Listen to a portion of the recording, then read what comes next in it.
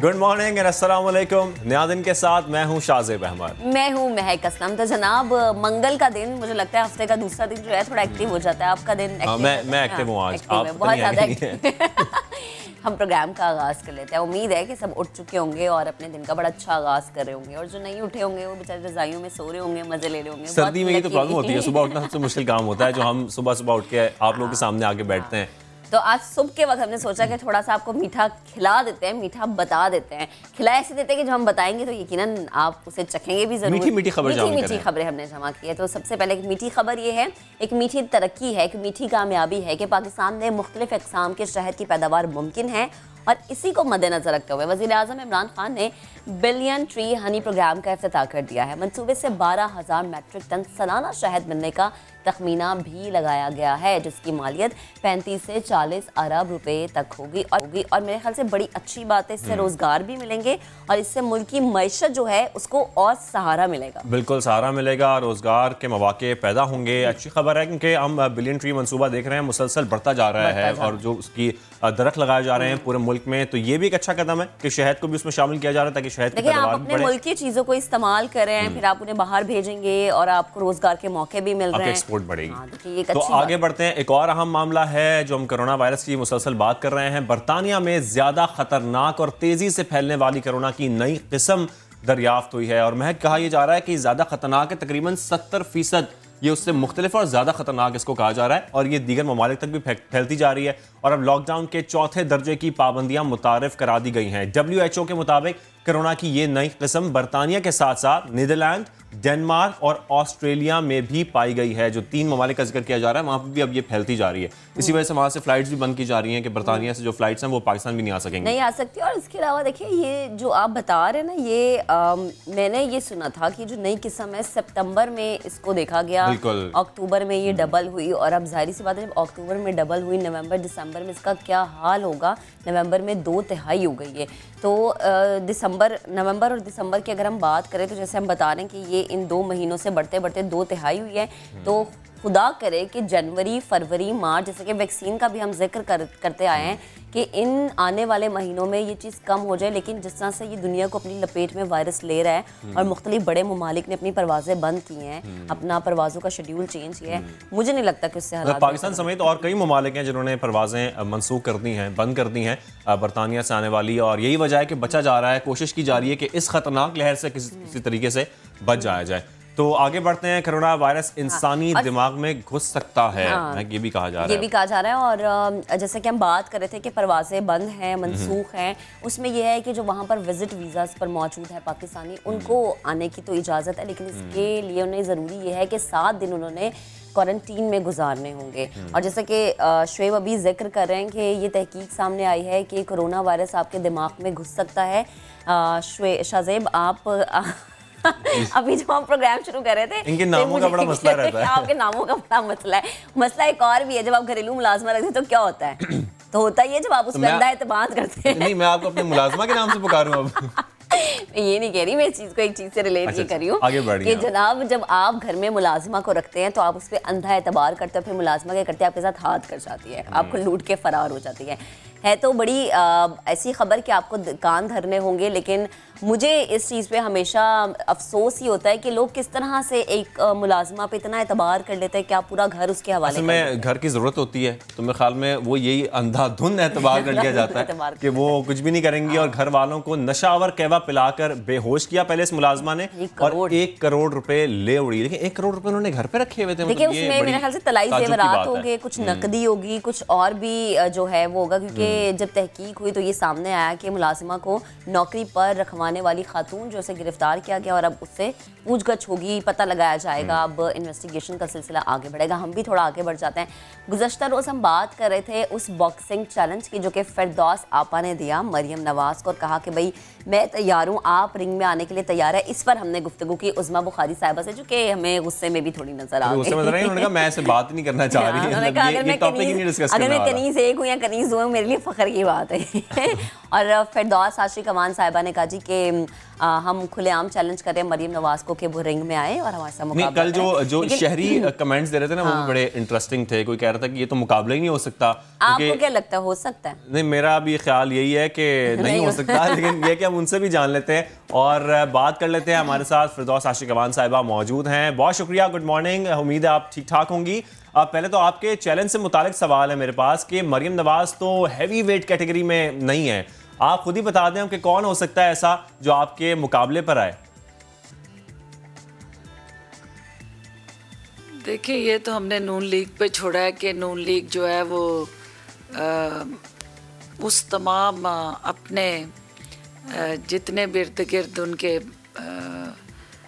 Boxers हैं उनको identify कर ले, लेकिन उनके साथ जो जिसको भी वो आइडेंटिफाई करें उसके साथ वोटों का हैवी बैगेज ज़रूर होना चाहिए। बैसाखियों वालों को अखाड़े में ना लाएं, जो मखसूस नशिस्तों वालों पे वो बॉक्सिंग नहीं होगी, बॉक्सिंग होनी है वोटों की ताकत के साथ।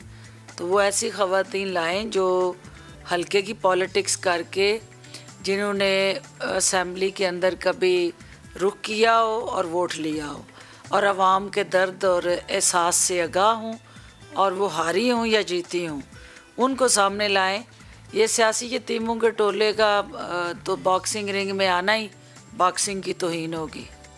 फिरदौस साहब, आप सियासी टोले की बात कर रही हैं तो ज़रा सियासत पे भी हम एक नज़र डालते हैं। पीडीएम तो ये कह रही है कि अब बात सिर्फ वज़ीर आज़म के इस्तीफ़े के बाद ही होगी।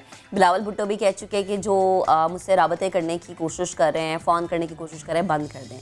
क्या 1% भी चांस है कि वज़ीर आज़म साहब इस्तीफ़ा देंगे?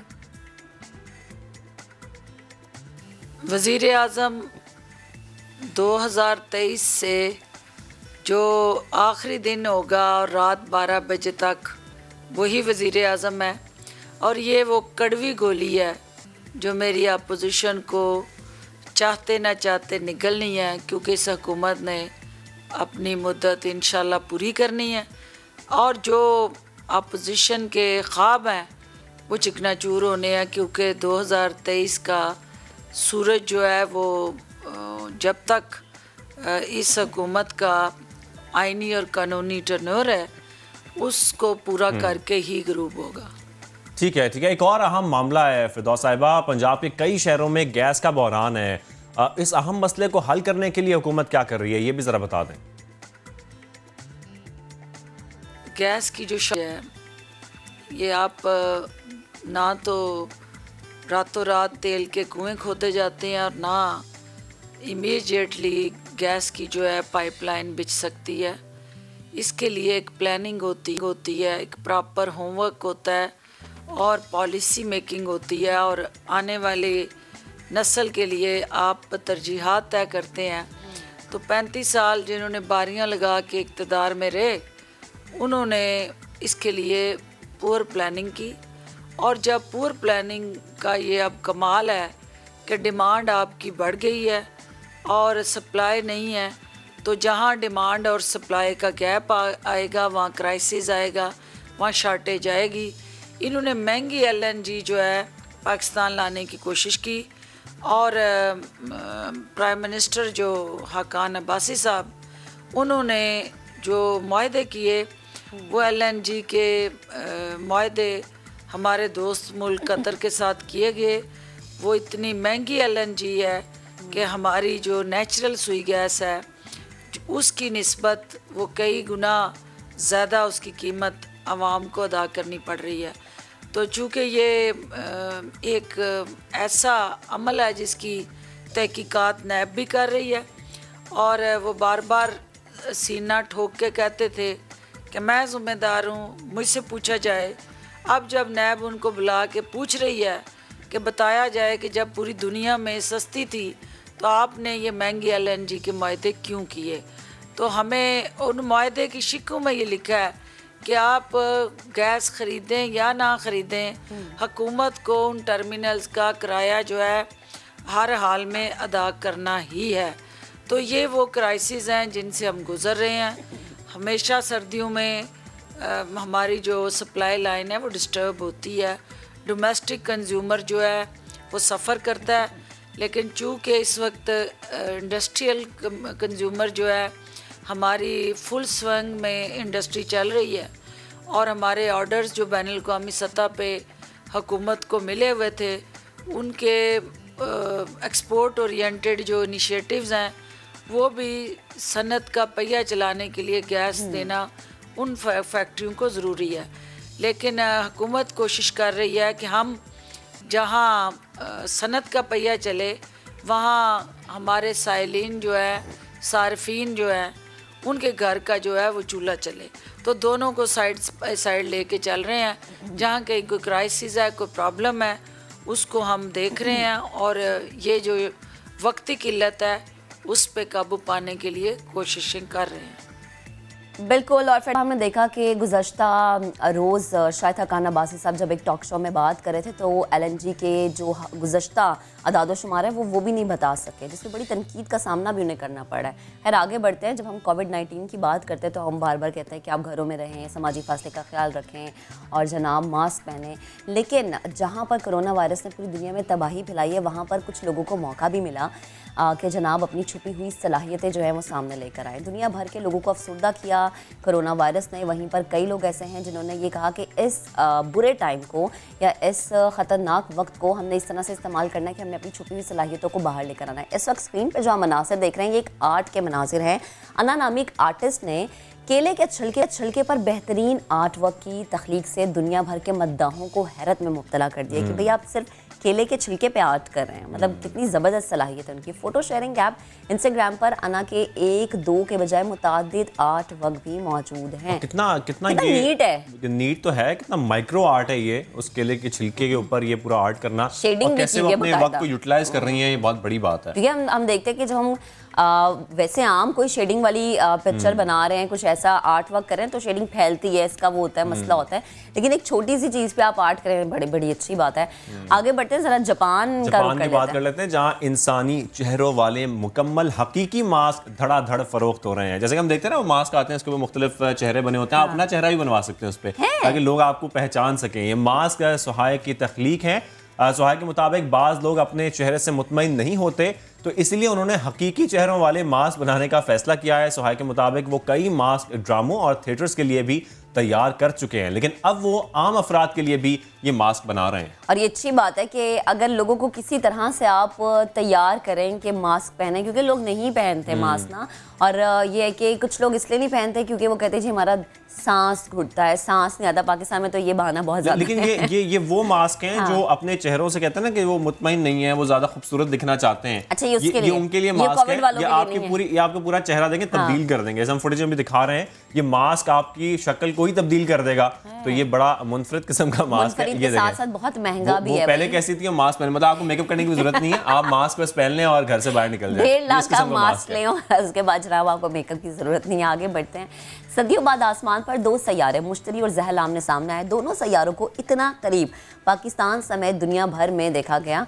और जनाब ये बड़ी ज़बरदस्त, आपने देखा था? मैंने मनाजिर देखे थे, फुटेज वाले मनाजिर देखे थे। फुटेज वाले मनाजिर मैंने भी थोड़े से देखे थे। और इस वक्त मुश्तरी और ज़हल के दरमियान जो है 733 मिलियन किलोमीटर जो है उसका जो फासला बताया जा रहा है। सैयारे आखिरी बार 5 मार्च 1226 को इतने करीब आए थे और ये मंजर दोबारा 2 सदियों बाद यानी 24वीं सदी में देखा जाएगा। 2 सदियों बाद। हाँ। हमें इसके बाद मौका बहुत देर बाद मिलेगा। पता नहीं मिलेगा कि बाद बैठ कर आराम से देखेंगे इसकी फुटेज। खैर आगे बढ़ते हैं। एक और चीज़ की बात करते हैं, एक और मौके की बात करते हैं। जब मौका आपको मिलता है तो आप अपने आप को वहाँ पे साबित करते हैं कि आप कैसे हैं।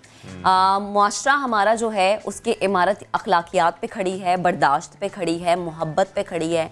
और हमारा दीन हमें यही सिखाता है कि जो चीज़ अल्लाह के नज़दीक बड़ी अहम है वो आपका इखलाक है। इस चीज़ से वो नहीं है कि आप नमाज पढ़ते, रोज़ा रखते हैं, हज करते हैं, लेकिन आपका इखलाक यानी हुकूकुल इबाद बहुत ज़्यादा ज़रूरी हैं और बहुत ज़्यादा फ़र्जी हैं। लेकिन जब ये खसूसियात हमारे मुआशरे से दूर हो जाती है तो फिर क्या होता है, हमारे मुआशरे का मुकद्दर होता है तबाही। यही सूरत हाल आजकल हमारे मुआशरे में बहुत ज़्यादा देखी जा रही है। कराची, लाहौर, फैसलाबाद, पेशावर, जहाँ की हम बात करें, अदम बर्दाश्त का रुझान हमें ज़्यादा नज़र आ रहा है। और उसकी वजह यह है कि न जाने लोग शायद खुद को कुछ, वो कहते हैं ना एक जुबान में कि फन्ने खा समझने लग गए हैं। वो कहते हैं कानून कोई नहीं है, जब कानून की बालादस्ती ना हो और मुआशरा भी इस तरफ तबाही की तरफ जा रहा हो, जब अदम बर्दाश्त हो, तो ऐसे वाकयात होते हैं। पिछले कुछ दिनों में कई ऐसी वीडियोस वायरल हुई हैं जो हमने देखी, जिनमें शहरी आपस से बाहर होकर एक दूसरे से बुरी तरह लड़ रहे हैं। ये वीडियोस मंजर-ए-आम पर आ गई। कुछ दिन पहले लाहौर में पुलिस ने मुबैना तौर पर गाड़ी में बैठे जोड़े को नशा करते देखा और लड़के को गिरफ्तार करना चाहा, जिस पर लड़की आपे से बाहर हो गई और पुलिस वालों को थप्पड़ जड़ दिए, कुछ गालियां भी दी जा रही थी और एक पुलिस ऑफिसर पर थप्पड़ मारे जा रहे थे। जबकि पेशावर की अगर बात करें, लाहौर की बात हो गई, तो पेशावर में BRT स्टेशन पर मास्क लगाने का कहने पर मुसाफिर आपे से बाहर हो गया। तो ये मसला सिर्फ एक शहर का नहीं है। पेशावर, जैसे कि आप भी जिक्र कर रही थी महक, कि लाहौर हो, पेशावर हो, यहां तक कि कराची का भी जिक्र हम कर सकते हैं, जहां सिक्योरिटी गार्ड पर मुक्के बरसा दिए गए। जबकि कराची में शॉपिंग मॉल के बाहर सिक्योरिटी गार्ड की जानिब से गार्ड को रोकने पर खातून गार्ड को थप्पड़ जड़ दिया गया। यानी ये मसला किसी एक शहर का नहीं है, बल्कि कराची से लेकर खैबर तक यही सूरत हाल देखी जा रही है। इसी पर मजीद बात करने के लिए हमने राब्ता किया है मजहबी स्कॉलर बिलाल कुतुब साहब। बिलाल साहब, बहुत शुक्रिया हमें ज्वाइन करने के लिए। बिलाल साहब, हम देख रहे हैं ये वीडियोस मंजर-ए-आम पर आ रही हैं, तो हमें पता भी लग रहा है कराची से खैबर तक एक ही सूरत हाल है और हम बात कर रहे हैं कि झगड़ा मुआशरा किस तरफ ये जा रहा है। हम देखते जा रहे हैं कि जैसे जैसे अदम बर्दाश्त जो हमारे मुआशरे में वो बढ़ती जा रही है। आप क्या समझते हैं? जी बहुत शुक्रिया, अस्सलाम वालेकुम सबको। और देखिए, ये बात सिर्फ कराची से पेशावर तक की नहीं है, सारी दुनिया में देखिए तो कोविड जो कि मौत का एक पैगाम है, उसके एपिडेमिक और उसके पैंडेमिक के दरमियान भी लोगों के अंदर किस कदर अदम बर्दाश्त रहा है। मिसाल के तौर पे पाकिस्तान उन खुशकिस्मत तरीन मुल्कों में से है जहाँ पे कोविड में लोगों ने सड़कों पे आके एक दूसरे को कत्ल नहीं किया, जहाँ पे पुलिस ने कालों गोरों का इम्तजाज नहीं किया, जहाँ पे लोगों ने जो स्टोर्स हैं उनको लूटा नहीं है। बाहर की दुनिया में, वेस्ट में, ख़ास तौर पे यूरोप और अमेरिका में तो लोगों ने ये भी किया है, लेकिन उन्होंने इस चीज़ को खबर नहीं बनाया। जहाँ पे पीस रहा है, अदम बर्दाश्त रहा है। पहले तो मैं इस लफ्ज़ से भी बहुत ज़्यादा मुत्तफिक नहीं हूँ बड़े अदब के साथ कि यहाँ पे लफ्ज़ क्या अदम बर्दाश्त हमें इस्तेमाल करना भी चाहे, क्योंकि इस मुल्क के अंदर जो खुद मुख्तारी की तहरीकें चल रही हैं, हम तो उनके साथ खड़े हैं। हम कहते हैं कि सबको आज़ादी होनी चाहिए, कोई खड़ा होना चाहे, कोई बैठना चाहे, कोई रोटी पकाना चाहे, कोई ना पकाना चाहे, हम उनके साथ खड़े हैं। जब तहरीकें अदम बर्दाश्त की चल रही हो तो फिर मेरे ख्याल में यहाँ पे लफ्ज़ भी शायद हमें कोई और ही इंतखाब करना चाहिए था। लेकिन डिफेंस लाहौर के अंदर और शहर लाहौर के अंदर देखिए अदम बर्दाश्त कितनी है। शहर लाहौर का रिक्शा जो है वो डिफेंस लाहौर के अंदर नहीं जा सकता। क्या ये अदम बर्दाश्त नहीं है? जब आपकी तहरीकें हकूक पर चल रही होंगी और वो इंतहाई नामाकूल होंगी और वो फराइज से जुड़ी हुई नहीं होंगी, तो फिर दो चीजें जो है वो माशरे को तबाह करती हैं। एक तो गुर्बत तबाह करती है, इस पर कोई दो राय नहीं है, लेकिन इससे ज्यादा जो खतरनाक चीज होती है वो होती है सोशल इनजस्टिस, जो निजाम के अंदर आपको बराबरी ना मिल रही हो। पाकिस्तान ने 60 की दहाई के बाद दो तबकात देखे हैं, या अमीर देखे हैं या गरीब देखे हैं। हमने जिस क्लास को नहीं बनाया वो थी मिडिल क्लास। मिडिल क्लास वो क्लास होती है जो कि आपको अदब देती है, जो फनून लतीफ़ा देती है, जो क्रिएटिविटी देती है। लेकिन कमाल बात है कि हम इन सारी चीजों से आरी हो गए। मैं बड़े अदब, आजिज़ी और माफी के साथ कह रहा हूं, जिस चीज का कारोबार बन जाए वो माशरे में फिर मनफी नहीं रहती। जो अदम बर्दाश्त है ये इस वक्त इस माशरे का कारोबार है। मिसाल के तौर पे तेज बोलना, जैसे मैं बोल रहा हूं, ये कारोबार है। आपने पिछले 25 मिनट में 6 स्टोरीज की हैं, ये पेस जो है ये नहीं होगा तो ये कारोबार नहीं होगा। ये कारोबार जब बन जाए, मिसाल के तौर पे फास्ट फूड खाना जो है ये सबको पता है बुरा है। वो कोल्ड ड्रिंक्स पीना जो है वो टॉयलेट साफ कर देता है। कोल्ड ड्रिंक पी के क्या होगा सबको पता है क्या होगा, लेकिन क्या आप उनको बंद कर सके? नहीं। जहां से पैसा आ रहा हो वो माशरे का एक रंग बन जाता है। मिसाल के तौर पे ये जो हम खातून के ऊपर कमेंट कर रहे हैं कि इन्होंने नशा किया हुआ था, अरे भाई जिस मुल्क में शराब बिकती है वहां पे नशा कैसे अदम हो सकता है? आपको मेरे ख्याल में बहुत बुनियादी असूल देखने पड़ेंगे कि हम कहीं बहुत बड़ी शायद नजरियाती गलती कर रहे हैं। इस नजरियाती गलती में हमने दो चीजें जो हैं वो बड़े इत्मीनान से एक्सेप्ट कर ली हैं। एक बेहयाई को हमने एक्सेप्ट कर लिया है कि इससे कोई फर्क नहीं पड़ता। दूसरे, सब्र करने की मुझे आप कोई मिसाल दें इस माशरे में पढ़े लिखे लोगों से लेके मुझ जैसे जाहिलों तक कि कोई सब्र कर सकता हो। सब्र करने का जो मंबा था, जो मिंबर था, जो काबा था, जो किबला था, वो घर की औरत थी, वो घर का मर्द नहीं हुआ करता था। अब आपने वो जब अपना मिंबर और किबला ही बदल लिया, तो मुझे बताइए कि जब हम कहते हैं कोई चीज अदम बर्दाश्त है, इनटॉलरेंट है, तो हम तो इनटॉलरेंस से पैसे भी कमा रहे हैं, इनटॉलरेंस से हम नजरियाती मूवमेंट्स भी चला रहे हैं, इनटॉलरेंस से हम कामयाबी भी हासिल कर रहे हैं। हम अपने बच्चों को इंसान का बच्चा तो बनाने के लिए तालीम में भेजते नहीं है, हम कहते हैं कामयाब बनो। अब इंसान बनने में और कामयाब बनने में जमीन आसमान का बिल्कुल बिलाल भाई, कथा कलामी की माजरत, लेकिन जो चीजें आप बता रहे हैं, फिर उसमें सवाल तो ये उठ रहा है कि मुआशरे को सही ट्रैक पे लाने के लिए, राह रास्त पे लाने के लिए हमारी इंडिविजुअल क्या जिम्मेदारी बनती है। अगर हम ये कहें कि कानून की बालादस्ती रियासत की जिम्मेदारी है, तो इसके अलावा इंसान की खुद भी तो बहैसियत शहरी कोई ना कोई जिम्मेदारी होगी जो कि उसको अदा करनी है। ये आपने गोल्डन क्वेश्चन किया कि इंसान की जिम्मेदारी है। मैं अदब आजिज़ी के साथ और तंजन ये बात महर आपको कह रहा हूं, मेरे ख्याल में इनफरादी जिम्मेदारी है ही नहीं हमारी, ना हमारी होनी चाहिए। क्योंकि जब आपका बादशाह सलामत करप्ट हो, मैं बादशाह सलामत अपने प्राइम मिनिस्टर को नहीं कह रहा, बादशाह सलामत आपके थिंक टैंक्स होते हैं, सोचने समझने वाले लोग, निशानदही करने वाले लोग। ये जो माशरा जिसमें मैं और आप हैं, हमने ये जो सारी हम वीडियो चला रहे हैं, ये हादसा है। जब माशरे में हादसा कहानी बन जाए तो फिर आप सोचिए कि कसूर ना मेरा है ना आपका। हम कहानी की तलाश में इस माशरे में नहीं है, हम हादसे में से कहानी निकाल सकते हैं। ये हमारा एक फन बन गया है।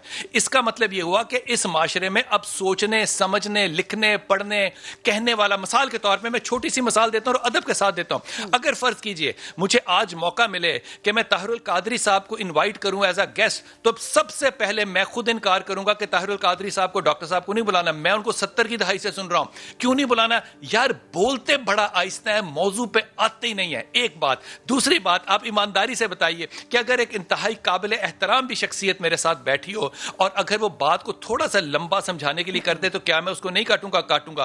क्या मैं अदम बर्दाश्त का बादशाह सलामत नहीं हूं? बिल्कुल हूं। हमारी जिम्मेदारियां हैं, मैं इससे मुनहरिफ नहीं हूं, लेकिन वो जिम्मेदारियों को जो मिंबर और किबला है वो हमारा थिंक टैंक है। आप मुझे ईमानदारी से बताइए, सारे पाकिस्तान पे पिछले 20 साल में नजर डालिए, आपको कोई नावल मिलता है? आपको कोई सोचने वाली शख्सियत मिलती है? आप अमजद इंसलाम अमजद को या मुसन्निफ तारर को बिठाकर कभी बात सुनेंगे? आप उनसे कभी पीटीवी की तरह जो तारर साहब मॉर्निंग शो करते थे वो कराएंगे? हम बहसियत फर्द अदम बर्दाश्त को जब कारोबार बना चुके हैं, तो वापसी का रास्ता इनफरादी जिम्मेदारी नहीं है, ये इज्तमाई और मिंबर की जिम्मेदारी है। तो बिलाल भाई, इसमें फिर कानून की क्या जिम्मेदारी बनती है? क्योंकि हम ये भी देख रहे हैं कि जब गिरफ्तार किया जाता है तो फिर छोड़ दिया जाता है। बिल्कुल, अगर ऐसा ही होता रहेगा तो फिर ये वाकयात में इजाफा होता रहेगा बिलाल साहब।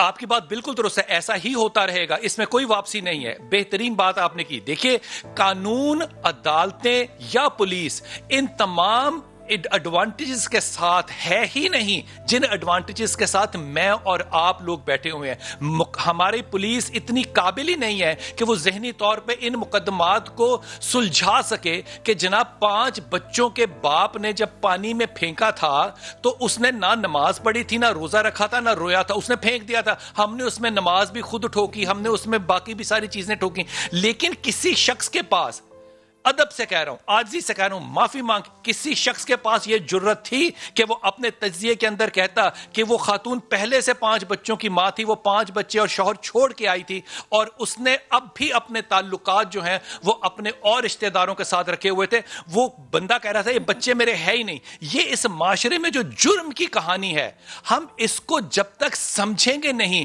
और बुरे को बुरा कहने की सलाहियत और हिम्मत और हौसला नहीं रखेंगे, हम सिर्फ हादसे को, पानी में फेंकने को जब तक जुर्म कहते रहेंगे, तब तक वापसी का रास्ता वाकई नहीं है। तो बिलाल साहब, ये सलाहियत पर कैसे पैदा की जाए, जरा इस बारे में बता दें। इखलाकियात से दूरी है, मजहब से दूरी है, बर्दाश्त नहीं करते, अदम बर्दाश्त है, इसके हल की हम बात कर रहे हैं, तो आपके ख्याल में जहन साजी की जरूरत है लोगों की? देखिए, ये बात आपने बड़ी अच्छी कर दी कि क्या किया जाए, लेकिन मुझे एक बात बताइए ईमानदारी से, अगर एक तस्वीर जो है मेरी नामाकूल तस्वीर, गंदी तस्वीर या घटिया तस्वीर जो है वो मैं आपको सेंड कर दूं तो ये जुर्म नहीं है। लेकिन अगर आप उस तस्वीर को मेरी को गलत इस्तेमाल करें सोशल मीडिया पे तो ये जुर्म है। जिस माशरे में शाऊर और अकल ही नहीं है, जुर्म की तारीफ ही नहीं है, जुर्म की इब्तदा जुर्म ही नहीं है, जुर्म की सहूलियात जुर्म ही नहीं है, मुहर्रकात जुर्म ही नहीं है, जब तक कि वो एक्ट कंडक्ट ना हो जाए। इसका मतलब कि आप रियासत मदीना में शराब दुकानों पे रख दें, सारा गंद और गलाजत और चर्स और आइस जो है वो बेचें और ये एक्सपेक्ट करें कि वो मैं नहीं पीऊंगा। अरे बाबा, रियासत की जिम्मेदारियां यहां पर बिल्कुल हैं, लेकिन मेरे ख्याल में रियासत ज़हनी तौर पे इंटेलेक्चुअली खुद अभी तक हैंडीकैप है कि वो समझ ही नहीं पा रही कि जराइम को पैसों से अलग कैसे किया जाए, अदम बर्दाश्त को कारोबार क्यों ना बनाया जाए। कौन सी रियासत है इस दुनिया के अंदर जिसने फास्ट फूड बंद किया है? ईमानदारी से बताइए। लेकिन जो कामयाब तजर्बे हैं, अब मैं आपसे कहूंगा तो मेरे पे एक छाप लग जाएगी मजहब की। ईरान के अंदर फास्ट फूड नहीं है। मुझे एक मिसाल पिछले 20 साल की दीजिए अदम बर्दाश्त की। 30 साल हो गए उनकी मूवमेंट को, एक अदम बर्दाश्त की मुझे मिसाल दीजिए जहां पे रियासत कानून लगाना चाहती है और माल को अपनी माशरे में से अनइम्पॉर्टेंट बना देती है। वहां पे आपको ईरान जैसे, इराक जैसे, भूटान जैसे और नेपाल जैसी मसाले मौजूद हैं। लेकिन क्या वो हमारी केस स्टडी है? इसका जवाब है हमारी वो केस स्टडीज नहीं है। हम अल्हम्दुलिल्लाह से बात शुरू करके माशाअल्लाह पे शुरू करके खत्म करते हैं और उसके नीयत हमारी जो है वो बदकार होती है। जब मजहब के अंदर भी इंटेलेक्चुअल करप्शन आ जाए और मजहब खुद सड़कें बंद करके अपने माहौल को वाजे करने के लिए, अपने ख्यालात को, नजरियात को वाजे करने के लिए तशद्दुद पे उतर आए, तो आप मुझे खुद बताइए अदारे और हुकूमत वहां पे क्या करे? किसके पांव पकड़े जाके कि भाई माफ कर दो, तुम्हें फंड आता होगा कहीं से, लेकिन इसका यह मतलब नहीं है कि फैजाबाद चौक बंद हो जाए। इसका यह मतलब नहीं है। हदीस कहती है ईंट उठाना सदका है, सवाब है, रास्ता बंद करना गुनाह कबीरा है। जब आप खुद ही वो हो जाए तो मैं सवाल पूछने का तो हक रखता हूं ना कि फिर रियासत क्या करे। ठीक है बिलाल साहब, आपकी बात हमने सुनी और समझ भी कर रहे हैं और उम्मीद करते हैं कि पूरी कौम ये बात सुनेगी, समझने की कोशिश करेगी कि अखलाकियात कितने ज़रूरी हैं। बहुत शुक्रिया बिलाल कुतुब साहब हमारे साथ मौजूद थे। आगे बढ़ते हैं महक और एक और अहम बात करते हैं। वो बात ये है कि वज़ीर आज़म का वादा क्या है कि हर शख्स का होगा, हर पाकिस्तानी को अपना घर मिलेगा। पूरी कौम को वजीर आजम के वादा वफा होने का इंतजार है कि 50 लाख घरों का जो मंसूबा है वो घर कब मिलेंगे। अब काम कहां तक पहुंच चुका है, क्योंकि हम भी बेसब्री से इंतजार कर रहे हैं कि शहरी कब अपने अपने घरों में मुंतकिल होंगे। और ये इंसान की सबसे बड़ी कामयाबी होती है कि उसके पास अपनी छत हो, अपने घर में रहे, सुकून से रहे, चाहे छोटा है बड़ा है, छत अपनी है। जिन्होंने अब तक जिसने रजिस्ट्रेशन नहीं कराई है, हम पैगाम ये देते हैं कि भाई आप रजिस्ट्रेशन कराएं, क्योंकि ये वो मंसूबा है जिससे हर पाकिस्तानी को फ़ायदा होगा। हाउसिंग टास्क फोर्स के चेयरमैन जैगम रिजवी साहब हमारे साथ मौजूद है। हमने सोचा कि उन्हें इनवाइट करते हैं, उनसे बात करते हैं। हमारे साथ साथ जो लोगों के जहनों में सवाल हैं कि आया ये मंसूबा कहाँ तक पहुँचा है, अभी कितनी ताख़ीर है, तैयारी कहाँ तक है, ये तमाम सवालात हम इनसे पूछते हैं। जैगम साहब, बेहद शुक्रिया आपके वक्त का। Good morning. नया पाकिस्तान हाउसिंग स्कीम हुकूमत का बेहतरीन इकदाम है। पाकिस्तान में 11 से 12 मिलियन घरों की ज़रूरत है। क्या ये टारगेट पूरा हो पाएगा? ये देखिए, मैं एक चीज़ कहा करता हूँ कि ये जिसे कहते हैं not delivering this objective is not an option. इसलिए कि अगर इस मुल्क में आबादी में इजाफा होता जा रहा है तो उनको हमने रोटी कपड़ा और मकान तो देना है। तो ये ना देना या हमने जो कम दिया इसकी वजह से हमारे यहाँ शॉर्टेज जो आपने 11-12 मिलियन की तो बैकलॉग या शॉर्टेज है। अभी जो हर साल इंक्रीमेंटल है, फॉर एग्जांपल 2019 में लास्ट ईयर हमारी आबादी में 4.2 यानी 42 लाख का नेट इजाफा एक साल में हुआ। 42 लाख जो है दुनिया के 86 मुल्कों की आबादी जो है ना, उनकी 86 मुल्कों की आबादी 4 मिलियन से कम है, 40 लाख से। तो आप अंदाज़ा लगाइए कि हमारे मुल्क में we are now the 5th largest country. तो 42 लाख का जो सिर्फ इजाफा हुआ उसके लिए 7 लाख मिनिमम 7 लाख घरों की ज़रूरत तो हमने 2019 में पैदा कर, और हम बमुश्किल 2.5-3 लाख सालाना जो है ना हमारा डिलीवरी चल रही है। इसका मतलब है हर साल 4 से 5 लाख घरों का, 4 लाख घरों का तो शॉर्टेज बैकलॉग होता है। तो 11-10 मिलियन था, आज से कोई 10-15 साल पहले हम 5-6 मिलियन कहा करते थे बैकलॉग है, शॉर्टेज है, फिर बढ़ते बढ़ते अब 11-12 हो गई है। अगर हम जैसे डिलीवर नहीं करेंगे तो इन लोगों को जो आबादी में इजाफा है, घर कहाँ से वो उसी पर होता है, कच्ची आबादियाँ बनती हैं और फिर स्लम्स और ये सारे इश्यूज खड़े हो रहे हैं। फिर लॉ एंड ऑर्डर के भी कि अगर आप डिसेंट घर नहीं देंगे तो बच्चे जो लोग हैं आबादी वो पढ़ी लिखी डिसेंट आबादी नहीं बनेगी। तो ये इशू जो है मैं लोगों से कहता हूँ कि ये not delivering on this issue is not a choice. अब आगे कि जी हो पाएगा या नहीं पाएगा तो वो बिल्कुल यकीनन, इससे पहले भी लोगों को मायूसियाँ हुई हैं। पहले रोटी कपड़ा मकान का नारा लगा, बहुत अच्छा नारा था, 70s में भुट्टो साहब ने लगाया, नहीं डिलीवर हो सका, कुछ ऑन ग्राउंड काम नहीं शुरू हुआ। फिर गिलानी साहब ने अबाउट 1 मिलियन का टारगेट दिया था पर ईयर का अपने 90 डेज एजेंडा में। वो काश ऑन ग्राउंड हम प्रेपरेशंस कर लेते तो आज हम जहाँ तक बात पहुँच चुकी थी उससे आगे जाते। फिर प्राइम मिनिस्टर नवाज शरीफ साहब ने अपने दौर में कहा जी 500 मिलियन हम करेंगे सालाना, उन्होंने भी ड्राइंग टेबल से हट के कोई काम नहीं किया। इमरान खान साहब को जब ये बताया गया, काफ़ी अच्छे से मैं भी बात होती थी उनसे, कि housing is one of the most critical issues, जिससे शहरों की डिसेंसी और बस्तियां जो है शहर, for example Karachi 55% of Karachi is slums and कच्ची आबादी, और कराची में 800 से 1000 कच्ची आबादी है। तो ये फिर ये इसी तरह इंडिसेंट शहर मेट्रोपॉलिटन होते रहेंगे। और उन्होंने ये कन्विंस हो गया जब उनको ये एहसास हुआ कि हाउसिंग और construction sector is not only shelter, it is the main provider of employment and main provider of industries को 40-42 इंडस्ट्रीज पे इकॉनमी का भी ड्राइवर है। तो उन्होंने मुझे कहा कि पॉलिसी बनाओ, हमने पॉलिसी बनाई। उसके बाद टास्क फोर्स जिसका मुझे चेयरमैन बनाया गया, टास्क फोर्स का काम है कि हम एडवाइजरी, प्लानिंग और policy issues, fiscal issues, regulatory issues और फाइनेंशियल इश्यूज, उनके ऊपर हम गवर्नमेंट को और अथॉरिटी को एडवाइस करें।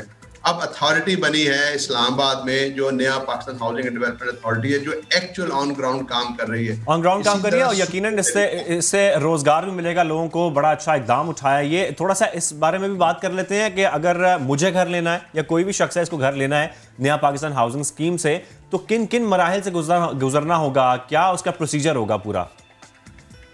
देखिए, उसके जो प्रोसीजर है कि एक तो उन्होंने शुरू में एक नादरा का वेबसाइट खोली थी कि जी जो लोग इंटरेस्टेड हैं वो अपने आप को बताएं कि जी घर में गरीब इंटरेस्टेड हैं। तो वो मैं कहा करता हूँ उसकी कोई इतनी ज़रूरत या उस फिगर्स की इतनी इम्पोर्टेंस नहीं है, इसलिए कि जब मैं और आपने अभी बात की क्वेश्चन में कि 11-12 घरों मिलियन यानी कि 11-12 मिलियन की शॉर्टेज है, इतने तो लोग ऑलरेडी लाइन में नजर आ रहे हैं ना आपको। तो अगर हम इसका 10% भी 1 मिलियन बनाएंगे तो फिर भी शॉर्टेज तो रहेगी। तो कितने लोग इंटरेस्टेड हैं is not an issue. Issue ये है कि मैंने जैसे आपसे किया 7 लाख तो सालाना इजाफा हो रहा है इन बैकलॉग में। इशू ये है कि हमें on ground delivery on large scale supply side manufacturing कैसे करनी है, जिसके लिए मैं आप जैसे सवाल करेंगे मैं बताऊंगा। और दूसरा, गरीब को एम्पावर करना होता है, जिसे हम लोग कहते हैं economic empowerment of the poor, कि वो कोई घर को खरीद सके। अब आम आदमी के बस में ये अगर हम कहें जी 30 लाख का भी घर है तो 25 लाख 30 लाख वो एकदम फ्रंट नहीं ला सकता, जिसका एक ग्लोबल कॉन्सेप्ट हम जिसे समझते हैं हाउसिंग फाइनेंस या मॉर्गेज फाइनेंस। तो यानी कि बैंकों को आगे बढ़ के वो उनका हाथ थामना है। तो इस वक्त इन फ्रंट्स के ऊपर बेइंतहा काम हो चुका है। एग्जाम्पल जैसे आप इजाजत दें तो मैं फाइनेंस साइड का आपको बताऊं जी कि फाइनेंस साइड पे स्टेट बैंक की पॉलिसी काफ़ी अरसे से मेहनत कर रहे थे। इस वक्त स्टेट बैंक की वेबसाइट पे जाएं तो वहाँ पर आपको पूरी डिटेल मिलेगी। बैंक इस वक्त लोगों के पीछे जा रहे हैं, वो इसलिए कि उनको एक मैंडेटरी यानी कि 5% of total loaning by the banks जो है ना, जितने कर्जे बैंक देता है वो 5% हाउसिंग में देने पड़ेंगे। हाँ। इससे पहले हमारे मुल्क में हाउसिंग में बैंक काम ही नहीं करते थे और गरीब को तो अंदर जाने का भी डर लगता था कि मैं जाके इनसे बात क्या करूं। और जितनी थोड़ी बहुत 0.03-0.4% की जो हमारी मॉर्गेज डेट है वो भी हाई एंड और मिडिल एंड सेगमेंट में थी। वो इनकम सेगमेंट को तो बैंकों ने कभी एंटरटेन नहीं किया। ये तो बड़ी जबरदस्त बात है ना। हमने देखा कि वजीर आजम ने भी ये कहा कि हर शख्स, हर शहरी, चाहे वो अमीर है गरीब है, किसी भी तबके से उसका ताल्लुक है, उसकी अपनी छत, अपना घर, और ये होना बेहद ज़रूरी है। अगर हम गांव देहातों की बात करें, कच्ची आबादियों की बात करें, ये एक बहुत बड़ा चैलेंज है जो आप लोगों को दरपेश होगा। यकीनन इसका सामना भी आप लोगों ने किया होगा। इससे कैसे आप लोग निपटे, और जो गांव की कच्ची आबादियों में रहने वाले लोग हैं उनके लिए वजीर आजम का ये इक़दाम, ये प्रोजेक्ट हुकूमत का कितना मुफीद है, उनके लिए इससे क्या फ़ायदा होगा? ये बहुत अच्छा आपने सवाल किया है और आई थिंक इस सेगमेंट पे तो लोग जाते ही नहीं है। जब घरों में मैं देखता हूँ शहरों में जब हमारी मीटिंग हो रही होती है तो लोग जो है वो गुलशन और डीएचए डिफेंस के घरों की ही बात कर रहे होते हैं। ये जो आपने कहा कि जी पेरी अर्बन एरिया जो स्लम्स हैं, जो शहर और देहातों के दरमियान जो इतने बड़े बेहूज, इनके बारे में कोई नहीं सोचता। और जो देहात हैं उनके बारे में तो आज तक कोई हाउसिंग, जिसे हम लोग रूरल हाउसिंग कहते हैं, सोचा ही नहीं। इस पॉलिसी का जो प्राइम मिनिस्टर इमरान खान की जो पॉलिसी है उसकी सबसे बड़ी ब्यूटी यह है कि इसमें 40% housing will be delivered in the शहरी यानी कि अर्बन एरिया, 20% पेरी अर्बन यानी कि स्लम्स वगैरह को इम्प्रूव करेंगे और 40% देहातों में। अब आपका सवाल है कि जी जो पेरी अर्बन या स्लम्स हैं इसमें काम शुरू हो चुका है। अखुवत को प्राइम मिनिस्टर ने जो फंड दिया, क्योंकि अखुवत जो है वो इंटरेस्ट फ्री लोन देती है, तो तकरीबन 3 अरब के कर्जे देकर 7,000 घर अखुवत बना चुकी है ऑलरेडी गरीबों की उन कच्ची बस्तियों में। और ये काम भारत में, क्योंकि गरीबों को बहुत ज़्यादा एम्पावरमेंट की ज़रूरत होती है, गरीबों को ज़रूरत पैसे की बहुत ज़्यादा नहीं होती। मतलब आप ये पेरी अर्बन एरिया कच्ची आबादियों में जाएं तो 5-10 लाख भी गरीब का ख्वाब है इतना मुझे पैसे मिल जाएं। जो अखुवत ने ऑलरेडी कोई 7,000 से ऊपर माशाल्लाह ये काम कर चुके हैं। फिर आपने सवाल किया देहातों का, ये बहुत अहम है। पाकिस्तान में कभी हमने रूरल हाउसिंग के बारे में सोचा ही नहीं। इंडिया में मैं देखता हूँ कि जो उनका प्रोग्राम 2016 में शुरू हुआ, प्राइम मिनिस्टर आवास योजना, उनमें मेजर कंपोनेंट जो था वो रूरल हाउसिंग का है, जो उसमें उन्हें शहरों से ज़्यादा वो प्रोग्रेस हो रही है। तो पंजाब में हमने इस तरह किया है कि पंजाब में क्योंकि हाउसिंग टास्क फोर्स और पंजाब हाउसिंग टाउन प्लानिंग कता कलावी की माजरत, थोड़ा सा मुझे ये भी बता दें कि मुख्तलिफ सूबों की क्या सूरत हाल है, कहाँ पर तेजी से काम हो रहा है। अगर हम सिंध की बात करें तो यहाँ पर जो तरक्की है वो थोड़ी स्लो है, आप कैसे देख रहे हैं इसको? उसी पर मैं आ रहा हूँ। देखिए उसमें ये था कि मुझे ये एहसास है, और आपको हमें सबको एहसास है कि under the constitutional provision land is a provincial subject. तो क्या हाउसिंग इज की जो बेसिक इंग्रेडिएंट है वो लैंड है, तो so housing become a provincial subject. तो जब वो आप आते हैं कि जी लैंड की इश्यूज को करने के लिए, तो हमने सबसे पहले, मैंने as chairman prime minister housing task force, मैंने पंजाब में और सूबों में ये काम शुरू किया। पंजाब में पंजाब हाउसिंग टास्क फोर्स बनी जिसके याकूब इज़ार चेयरमैन है, और उसके ओवरऑल सुपरवाइजर जो हैं, वेटरन जो हैं, वो minister of housing Mahmood Rashid sahab हैं। उसके मैं आपको प्रोग्रेस बताऊंगा कि कितनी अच्छी हो रही है। फिर इसी तरह KPK में शुरू हुआ, फिर बलूचिस्तान में भी बात आगे बढ़ी है इस पर। लेकिन 2 सूबों में तो ये टास्क फोर्स भी बन चुकी है और हाउसिंग अथॉरिटीज़ भी, जिन्होंने एक्चुअल डिलीवर करना है। अब आपको मैं परफॉर्मेंस बताता हूँ कि जी क्या परफॉर्मेंस है। पंजाब में मसला ये था कि जो 2 एजेंसीज हैं वहाँ पर, एक LDA लॉ डेवलपमेंट अथॉरिटी और एक है Punjab housing and town planning agency, जिसको उन्होंने कहा था कि पंजाब में घर एक्चुअल देंगे। उन्होंने देखा कि हमारे रूल्स में लो इनकम अफोर्डेबल हाउसिंग की कोई प्रोविजन ही नहीं है। मतलब अपने जैसे जहाँ भी है घर बनाओ, ये वो इसका, उसके लिए फिर स्पेसिफिक रूल्स बनाए गए, जिसमें आपको पता है कि हमारे मुल्क में कोई नई चीज़ करने में ब्यूरोक्रेसी, ये वो अप्रूवल्स के 6 स्टेप होते हैं। लेकिन अल्हम्दुलिल्लाह पंजाब में अफोर्डेबल हाउसिंग रूल्स बन चुके हैं। उसके मुताबिक 40 से ज़्यादा शहरों में ज़मीन आइडेंटिफाई हो के पंजाब के हाउसिंग मिनिस्टर ने काम शुरू करवाया है। यस, आप में से हर आदमी हम में से कह सकता है कि जी स्लो है, लेकिन स्लो का मसला देखें, जो मसला ये आ रहा होता है कि स्लो इसलिए होता है कि 40 वर्षों में कोई काम नहीं हुआ, 70 वर्षों में कोई काम नहीं हुआ। अब 40 का तो मैं जब से ले रहा हूँ कि जब से ये रोटी कपड़ा मकान यानी मकान को एज ए पॉलिटिकल स्लोगन लाया गया, वरना तो 70 साल से 1970 में पाकिस्तान की आबादी 50 मिलियन थी, आज 222 मिलियन है, 4 टाइम्स जमीन उतनी ही है। तो घरों की आप अंदाजा लगाएंगे कितनी जरूरत बढ़ चुकी होगी और जमीन की कीमत कितनी महंगी हो चुकी होगी, क्योंकि आबादी जिसने घर के लिए जमीन चाहिए वो बढ़ती जा रही है, 4 टाइम्स तो हो चुकी है। और by turn of the century आप सोचिए कि इस सदी के आखिर तक पाकिस्तान की आबादी 375-380 मिलियन होगी, यानी कि जहां हम आज खड़े हैं ऑलमोस्ट डबल। और जैगम साहब, शायद फिर यही वजह है कि वजीर आजम ने जो है इस इकदाम को उठाया, इस कदम को उठाया, क्योंकि उन्हें अंदाजा है कि एक शख्स के लिए छत, अपना घर होना कितनी ज़रूरी है, कितनी ज़रूरी चीज़ है।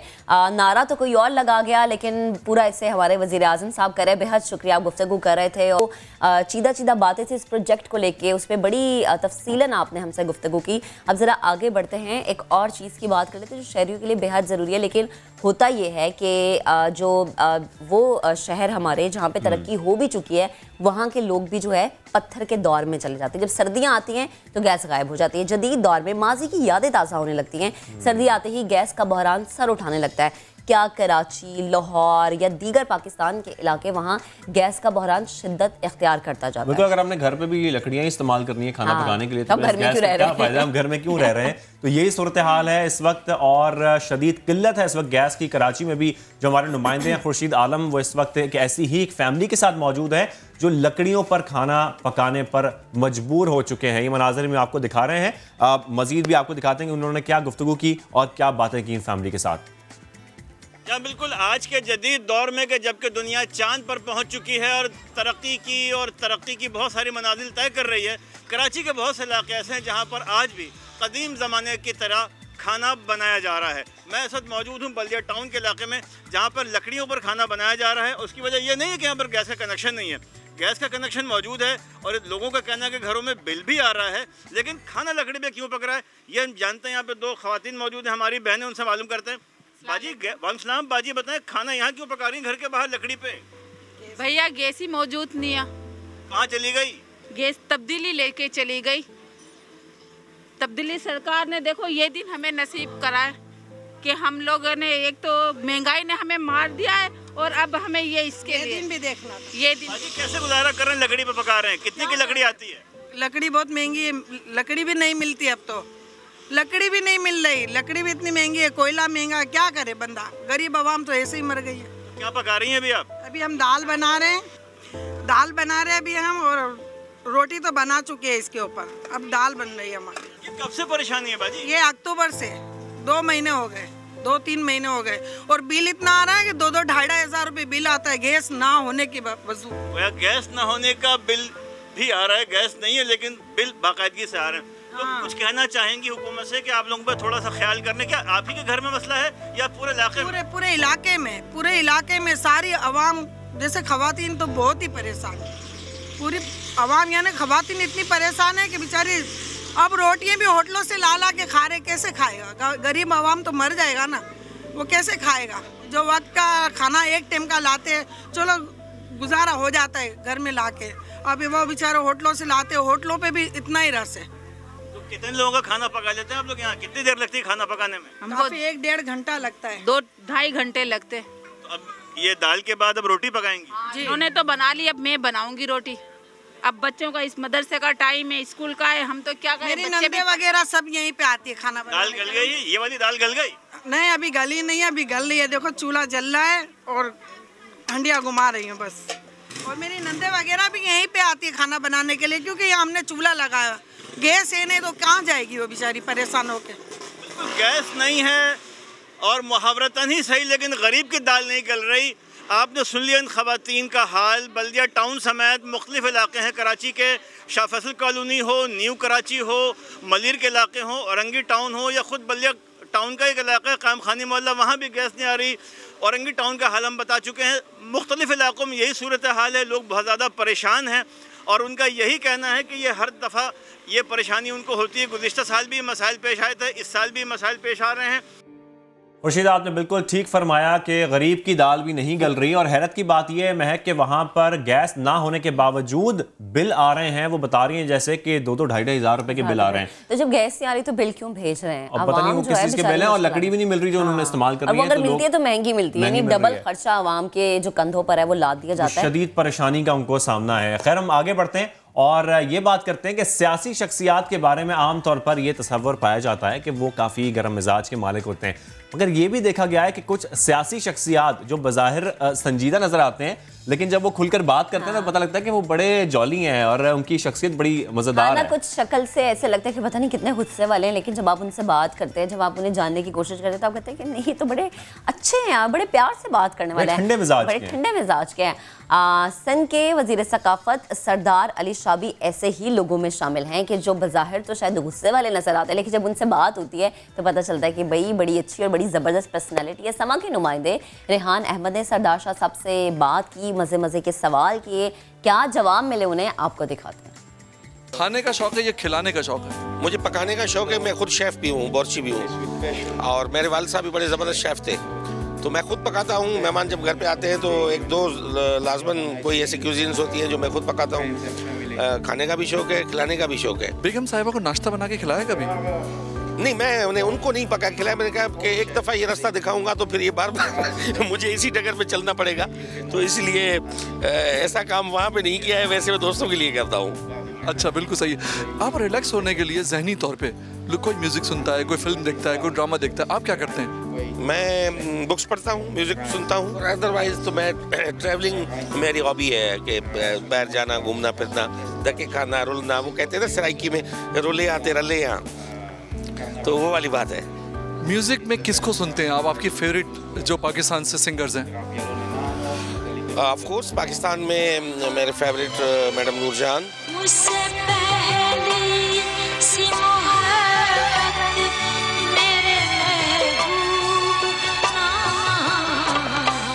किसी हद तक Abida Parveen, Atif Aslam, even I like. हालांकि मैं क्लासिकल को भी सुनने वाला हूँ, इन सब चीज़ों को मगर उसका एक अलग सा फ्लेवर है उसकी आवाज़ में। वो सब कॉन्टिनेंट में वो आवाज़ रिपीट नहीं हुई है। वो इससे पहले कोई प्रेसिडेंट नहीं है कि ऐसी आवाज़ किसी की हो। तेरे नाम पे मेरी जिंदगी लिख दी मेरे हमदम हंसी का।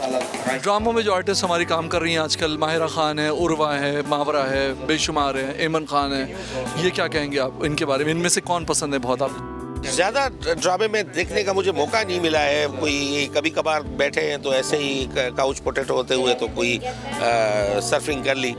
तो Myra is a wonderful actress. उसको पता है कि पूरी जो SOP है, प्रोटोकॉल है एक्टिंग का, शी नोज़। शाह साहब, इतनी अच्छी पर्सनैलिटी आपकी, कभी किसी ने कहा नहीं एक्टिंग करने को, आपके दिल में नहीं आया कि एक्टिंग करें? जो सियासतदान है वैसे ही अदाकारी करता है, उसके स्क्रीन के आने की ज़रूरत नहीं होती, क्योंकि वो अदाकारी की सबसे बड़ी फील्ड वो उसने ऑलरेडी चुनी हुई है। वो बाद में आती है जो स्क्रीन की एक्टिंग है। अगर एक्टिंग करने का मौका मिले आपको किसी हीरोइन के मुकाबिल, कौन आपकी चॉइस होगी? मायरा बेबी, मायरा खान, क्योंकि वो अपनी फील्ड की बड़ी अदाकार है। हम थोड़ा अपना भी फन आजमाएंगे। तो आपको क्या लगता है दोनों के कॉम्बिनेशन से क्या सामने आएगा? कोई अच्छा कॉकटेल बनेगा, वो देखने वाले बता सकेंगे। आउटकम तो अच्छा ही होगा। मेरे अब्बू, ये जो ड्रामे के मौज़ूआत आजकल बड़े महदूद हो गए हैं, सास बहू के झगड़े, ससुरालों की साजिशें, क्या आपकी राय? आप इसको सही समझते हैं, गलत समझते हैं? मैं समझता हूँ सोसाइटी की जो पल्स है उस पर मीडिया का हाथ होना चाहिए। वो है नहीं, बदकिस्मती से तभी ड्रामों की भरमार हो रही है, तब जाके कोई एक दो ड्रामे जो है वो निकलते हैं जो हिट होते हैं, मगर ज़्यादातर जो है वैसे वैन हो जाते हैं। तो मैं समझता हूँ कि वो तो डिपेंड करता है प्रोडक्शन, जो पूरा एक फील्ड है उस पर, जिसमें आपका राइटर और डायरेक्टर का बहुत बड़ी इंपॉर्टेंस होती है। स्क्रिप्ट भी अच्छा नहीं है देखने को मिलता, तो मैं समझता हूँ इस पे करना चाहिए, वरना ये लॉन्गर रन में अब दुनिया ओपन हो गई है, ये सस्टेन नहीं कर सकेंगे। वरना क्या पड़ी थी हमारे ड्रामे, तो इंडिया में बॉलीवुड कॉपी करती रही, उनको अप्रिशिएट करती रही, उन अदाकारों को और उन थीम्स को। अभी हम तुर्की के पीछे पड़े हुए हैं, पूरा थीम जो है वो तुर्कों का है, और जैसे वो जो फातेहों का इम्प्रेशन माजी में रहा है वो आज भी हमने कबूल किया हुआ है। तो इससे निकलना होगा। मैं समझता हूँ ये टीवी चैनल्स के ओनर्स को भी सोचना चाहिए कि लोगों को एक वैरायटी दे, वो एक गैलेक्सी हो डिफरेंट थीम्स की, वो नहीं है। ये बिल्कुल सही है आपकी बात। शाह साहब, आप माशाल्लाह इतनी इंपॉर्टेंट पोस्ट के ऊपर हैं और हुकूमत के अंदर आप शामिल हैं, सारी चीज़ें हैं। मुझे बताइए, हम तुर्क हीरोज़ को इंस्पायर हैं उनसे और एडमायर करते हैं। हमारे भी तो मोहम्मद बिन कासिम हैं, और इतने बड़े बड़े लोग हमारे यहाँ गुजरे हैं, उनके ऊपर क्यों काम करने के लिए आप कुछ उसमें इनिशिएट नहीं लेते? कल्चर डिपार्टमेंट कोई डिक्टेट नहीं कर सकता, क्योंकि प्राइवेट इंडस्ट्री को या उसको नहीं, लेकिन आप फाइनेंस में तो हेल्प कर सकते हैं ना, बड़े प्रोजेक्ट को हुकूमत की तरफ से अगर फाइनेंस। हम सोच रहे हैं कि पाकिस्तान में एक फिल्म प्रोडक्शन या परफॉर्मिंग आर्ट का एक इंस्टीट्यूट कराची में बनाने का हमारी मीटिंग भी 2-4 हो चुकी हैं, मगर ये फाइनेंशियल कंस्ट्रेंट्स की वजह से हम उस पर नहीं गए। होपफुली नेक्स्ट बजट में हम उसको इनकॉर्पोरेट करेंगे कि यहाँ पे एक फिल्म इंस्टीट्यूट बने, जैसे प्रोडक्शन का और परफॉर्मिंग आर्ट का, जैसे पुणे में इंडिया में बना है। जितने बड़े अदाकार आए वो पुणे के इंस्टीट्यूट से आए। तो हमने ये भी सुन लिया महक कि उनकी फेवरेट पर्सनालिटी, उनकी फेवरेट एक्ट्रेस कौन सी है, वो मायरा खान है, और वो ख्वाहिश भी रखते हैं कि वो उनके साथ काम करें। और इसी तरह हमने देखा था पहले, जब पिछले दिनों में हमने मुर्तज़ा वहाब का भी इंटरव्यू किया था, तो वो भी इसी तरह से भी सियासतदान बाय फेस आपको थोड़े गुस्से वाले लगेंगे, लेकिन होते नहीं है। हमें क्या करना है, हमने एक ब्रेक लेनी है। बिल्कुल, ब्रेक लेंगे, उसके बाद दोबारा आएंगे और बहुत सारी खबरें शामिल करेंगे।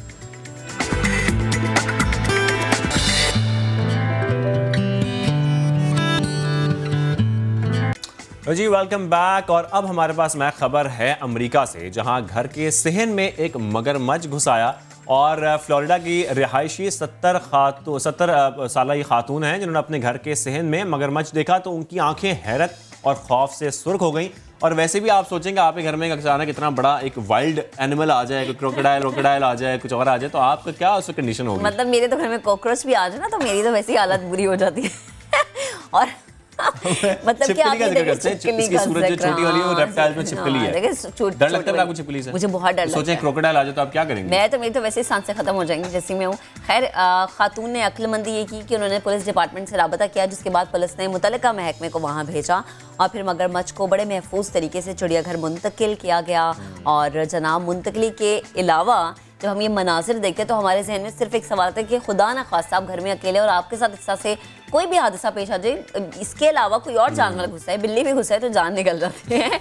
आगे बढ़ते दुबई की बात करते हैं, जहाँ पर तैयार करता दिलकश और पुरआसाइश तरीन बोट को जनूबी फ्लोरिडा में मुनक्किदा बोटिंग शो में बेहतरीन कश्ती करार दिया गया है। दुबई के गोल्फ क्राफ्ट स्टूडियो में तैयार की गई मेजेस्टी 140 यॉट बोट इंतहाई पुरआसाइश है, जिसकी लंबाई 140। बिल्कुल हम मनाजिर में देख रहे हैं कैसे इसमें सोफास भी लगे हुए हैं और बड़ी लग्जरी लग रही है, ये बोट बड़ी मजेदार है। और जितनी इसकी खूबसूरती में नजर आ रही है यकीनन इसको फर्स्ट प्राइज मिलना चाहिए और इसी वजह से इसको बेहतरीन बोट भी करार दिया गया है। रियासत जनूबी फ्लोरिडा के 60वें बोटिंग शो में पेश किया गया इसको, जिसके जजेस ने इसे बेहतरीन कश्ती के लक़ब से नवाजा। आप सफर करना चाहेंगे इसमें? मैं बिल्कुल, और रिसेंटली मैंने एक कराची में भी सफर किया है, एक बड़ी अच्छी बोट, आगे जिक्र करेंगे। अभी खबर यह है कि पूरी दुनिया एक बार फिर से तशवीश में मुब्तला है कि कोरोना वायरस, जिसके बारे में ये कह रहे हैं कि इसकी एक नई किस्म आई है जो ज़्यादा खतरनाक है क्योंकि वो ज़्यादा तेज़ी से फैल रही है। बरतानिया में ज़्यादा खतरनाक और तेज़ी से फैलने वाली कोरोना की नई किस्म दरियाफ्त हुई है, जिससे हर तरफ हलचल मची हुई है। इस नई किस्म में 23 मुख्तलिफ जनियाती तब्दीलियाँ हुई हैं और इसी वजह से मुख्तलिफ ममालिक की परवाज़ें मनसूख की गई हैं।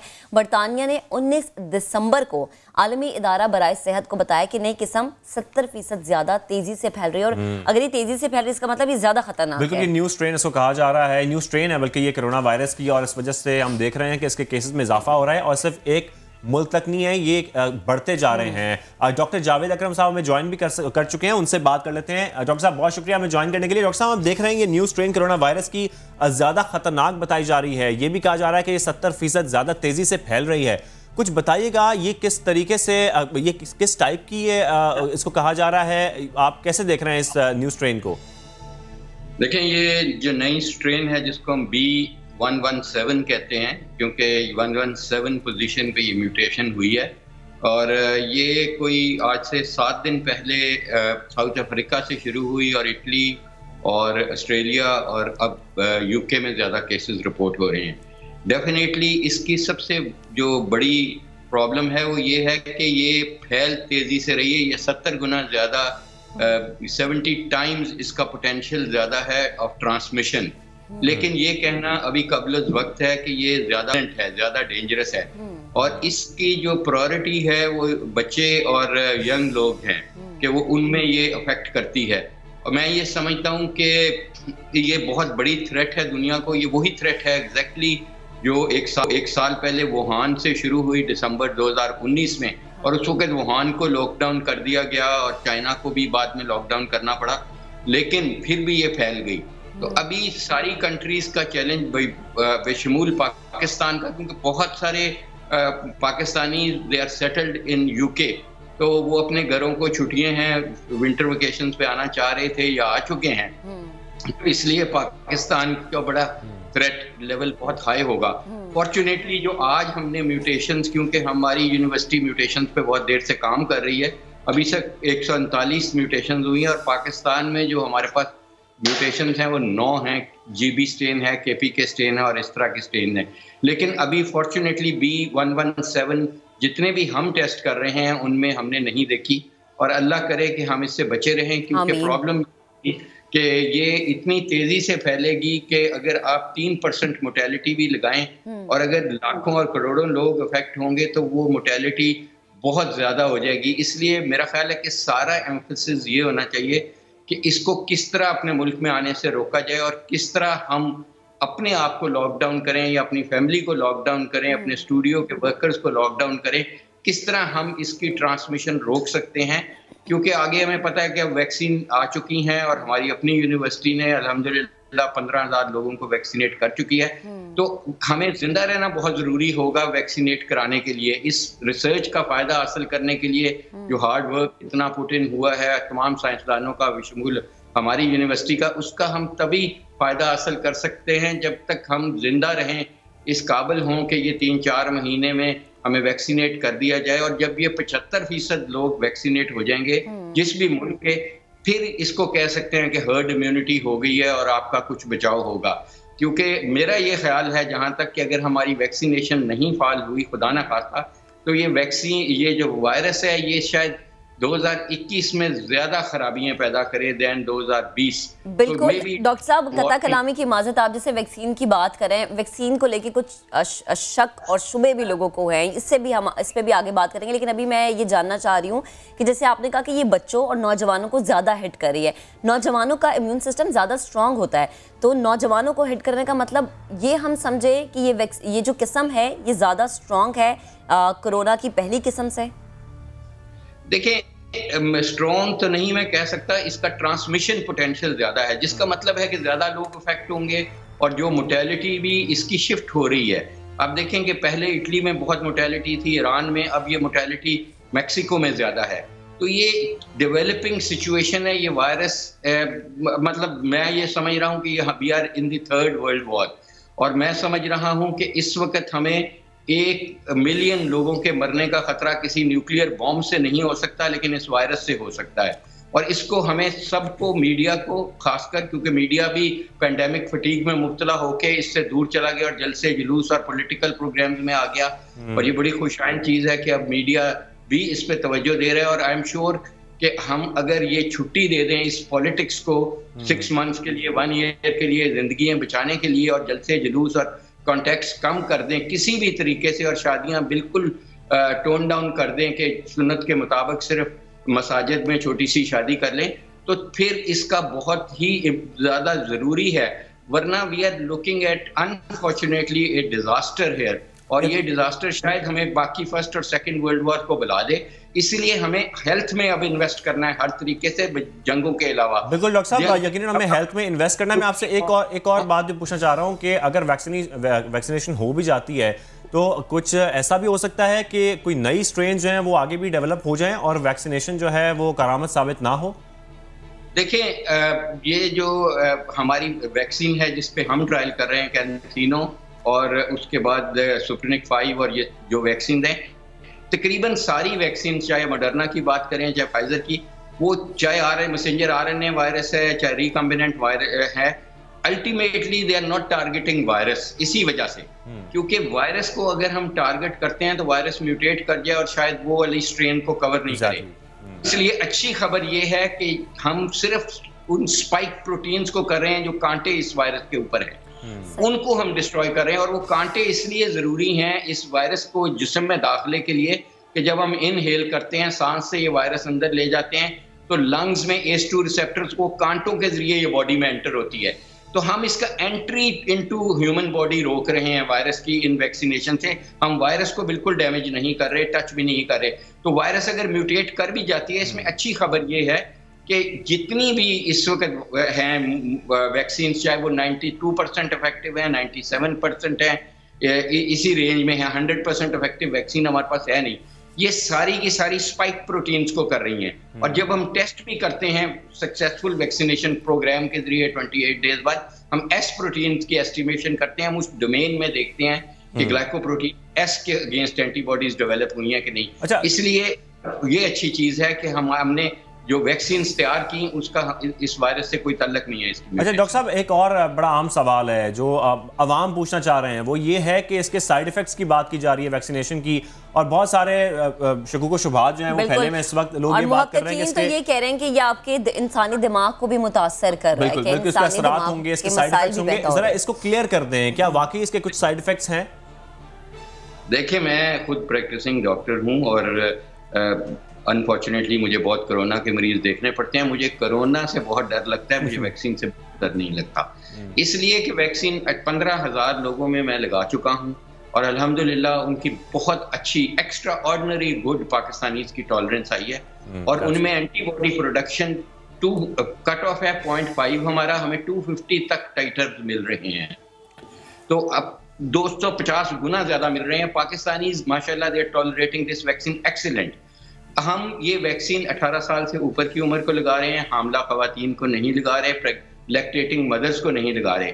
इसलिए जिनको हम लगा रहे हैं, चाहे वो बूढ़े हैं, चाहे वो जवान हैं, चाहे वो गवर्नर हैं, चाहे वो कोई मिनिस्टर साहबान हैं, चाहे आर्मी के जनरल्स हैं, अल्हम्दुलिल्लाह they are all doing very very well. और अभी तक जिनको ये वैक्सीन लगी है, हमारे पास कोई एविडेंस नहीं है कि किसी को कोरोना हुआ है, क्योंकि अगर हम डेली बेस पे इन 15,000 लोगों को फ़ोन करके उनको उनकी खैरियत दरियाफ्त करते हैं, इसलिए ये एक अच्छी चीज़ है। लेकिन मैं फिर वही कहूँगा कि हमें ज़िंदा रहना पड़ेगा इस वैक्सीन से फ़ायदा हासिल करने के लिए, और ज़िंदा रहने के लिए ज़रूरी है कि हम अपनी ज़िंदगी के रवैये बदलें, बिहेवियरल चेंज लाएं और पॉलिटिक्स को फ्रीज कर दें। ये जितनी भी हाई रिस्क एक्टिविटीज़ हैं इनको टोन डाउन कर दें और अपनी हम पहली दफ़ा जब ये आई थी पेंडेमिक तो हमें बहुत अच्छा रिस्पांस मिला था मीडिया हाउसेस से और तमाम गवर्नमेंट से और सबसे। अब पेंडेमिक फटीग में हम मुब्तला हो गए हैं कि हम अभी भी आप किसी अपना कैमरा भेजें किसी भी मार्केट में 10% से ज्यादा लोगों ने मास्क नहीं पहना है और उनमें से भी आधों ने गले में पहना है या नाक के नीचे। बिल्कुल ऐसे हमने एक रिकॉर्डिंग भी की थी, इसमें हम ये दिखा रहे थे कि लोगों के बहाने जो है वो बड़े सामने आते हैं। डॉक्टर साहब एक और चीज़ जरा वाज़ेह कीजिएगा, खुदा ना खास्ता अगर किसी ने वैक्सीन लगवाई है और उसके बावजूद वो कोरोना में मुब्तला हो गया तो फिर इसको क्या समझे हम? देखिए हम क्योंकि ट्रायल कर रहे हैं तो और ये प्लेसिबो कंट्रोल ट्रायल है, अभी जितनों को भी हुई है कोरोना इन 18,000 में से 15,000 में से उनको प्लेसिबो लगा था, उनको एक्टिव ड्रग नहीं दी। अगर देखें मैं आपकी ये बड़ा अच्छा सवाल है, लेकिन मैं अव्वल तो ये वैक्सीन जो हैं ये 95% इफेक्टिव हैं, 5% को ये नहीं इफेक्ट करती। लेकिन उन 5% को अगर कोरोना हो भी जाए तो मेरी as a doctor as a physician ये थिंकिंग है कि उनमें कोरोना इतना सीवियर नहीं होगा, क्योंकि देखें जो आपने इम्यून सिस्टम की बात की है इसमें ये समझने की बात जरूरी है कि इम्यून सिस्टम का अच्छा होना जरूरी नहीं है, उसका बाल होना जरूरी है। ये वायरस नहीं हमें मारती, हमारे बॉडी का reaction to virus, over reaction to virus मारता है। जब हम साइटोकाइन बहुत सोजिश बहुत कर देते हैं, इन्फ्लेमेशन फेफड़ों में कर देते हैं, निमोनिया हो जाता है और क्लॉट बनने शुरू हो जाते हैं दिमाग में और इधर उधर और बच्चों में, और ये इसीलिए डेंजरस है। हमारे हाथों में 4 बच्चे मरे हैं अभी रिसेंटली चिल्ड्रन हॉस्पिटल में, इसलिए बच्चों में इसका और यंग बिल्कुल जो टीनेजर हैं उनमें इसका फर्क है कि उस दिन ये प्रॉब्लम नहीं करती जब ये वायरस एंट्री होती है, उसके 1.5 माह बाद ये इम्यून रिएक्शन है उन बच्चों में जो उनको बाद में जाके अफेक्ट करता है। बिल्कुल 1.5 माह बाद ये इम्यून रिएक्शन भी हो सकता है, बहुत खतरनाक वायरस है, न्यू स्ट्रेन भी इसकी डेवलप हो रही है। और डॉक्टर साहब आपका बहुत शुक्रिया, आवाम को भी हम यही कहेंगे कि एहतियात जितनी की जा सकती है की जाए, SOPs जो कहे गए हैं आप मास्क का इस्तेमाल करें, सोशल डिस्टेंसिंग रखें क्योंकि ये बहुत ज़रूरी है। इसके और अलावा बिल्कुल कोई और हल नहीं है हमारे पास, इससे बचने का ये वाहिद हल है कि एहतियात की जाए। एहतियात के अलावा जब तक वैक्सीनेशन ऐसी डेवलप नहीं हो जाती कि उस पर पूरे हर तरीके से भरोसा किया जा सके और लोगों तक मिल सके, वो लोगों तक रसाई हो सके, जब तक आप लोगों को सिर्फ और सिर्फ एहतियात करनी है। आगे बढ़ते हैं महक, और एक और हम जिक्र करेंगे कुछ सर्दी का, सर्द हवाओं का, सर्दवादी का। हाँ, लेकिन वहाँ पर क्या है, वहाँ पे आग ही आ गया। आप भी सोच के हैरान होंगे कि गिलगित जैसी जगह जहाँ पर इंतहाई सर्दी होती है वहाँ आग कैसे, ये मनासिर भी आप देख सकते हैं। जुल्फ़िकार अली सिद्दीकी ने एक रिपोर्ट तैयार की है। इस रिपोर्ट में आप जानेंगे कि आग के बुलंद होते शोले आखिर है क्या। नहीं, आप गलत समझ रहे हैं, ये एहतजाज नहीं जश्न है।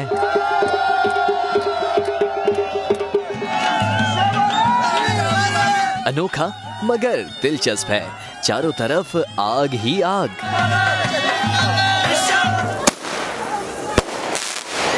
ये है बल्ती सकाफत मेफिंग, गिलगित बल्तिस्तान का कदीम त्यौहार, जिसमें सैकड़ों लोग बुलंद पहाड़ी सिलसिले से मशल उठाए नीचे उतरते हैं और खूब रक्स होता है।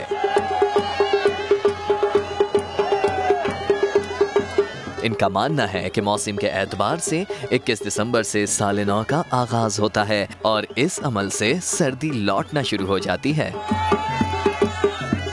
यहाँ पे एक कदीमी रिवाज है जो ये है कि इस सर्दी से निजात होने की वजह से इस खुशी में ये त्यौहार मनाते हैं। जश्न के आखिर में दस्तरखान पर गिलगित की सौगात सजाई जाती हैं। अब आगे बढ़ते हैं और आगे बढ़ते बढ़ते अदालती कार्रवाई से मुतालिक आपको बताते हैं बहादुराबाद में गैर कानूनी तामीरात के खिलाफ सिंध हाई कोर्ट में दरख्वास्त की समाअत हुई। इंसाफ में ताखीर पर SBCA वकील ने कमरा अदालत में ओहदे से इस्तीफा दे दिया। जस्टिस इरफान सादत खान ने कहा जज्बाती ना हो, मुल्क में नौकरियों के लाले पड़े हैं। बिल्कुल, मजीद उन्होंने क्या कहा बात कर लेते हैं इरफान उल हक से। इरफान, तफसीलन आगाह कीजिएगा।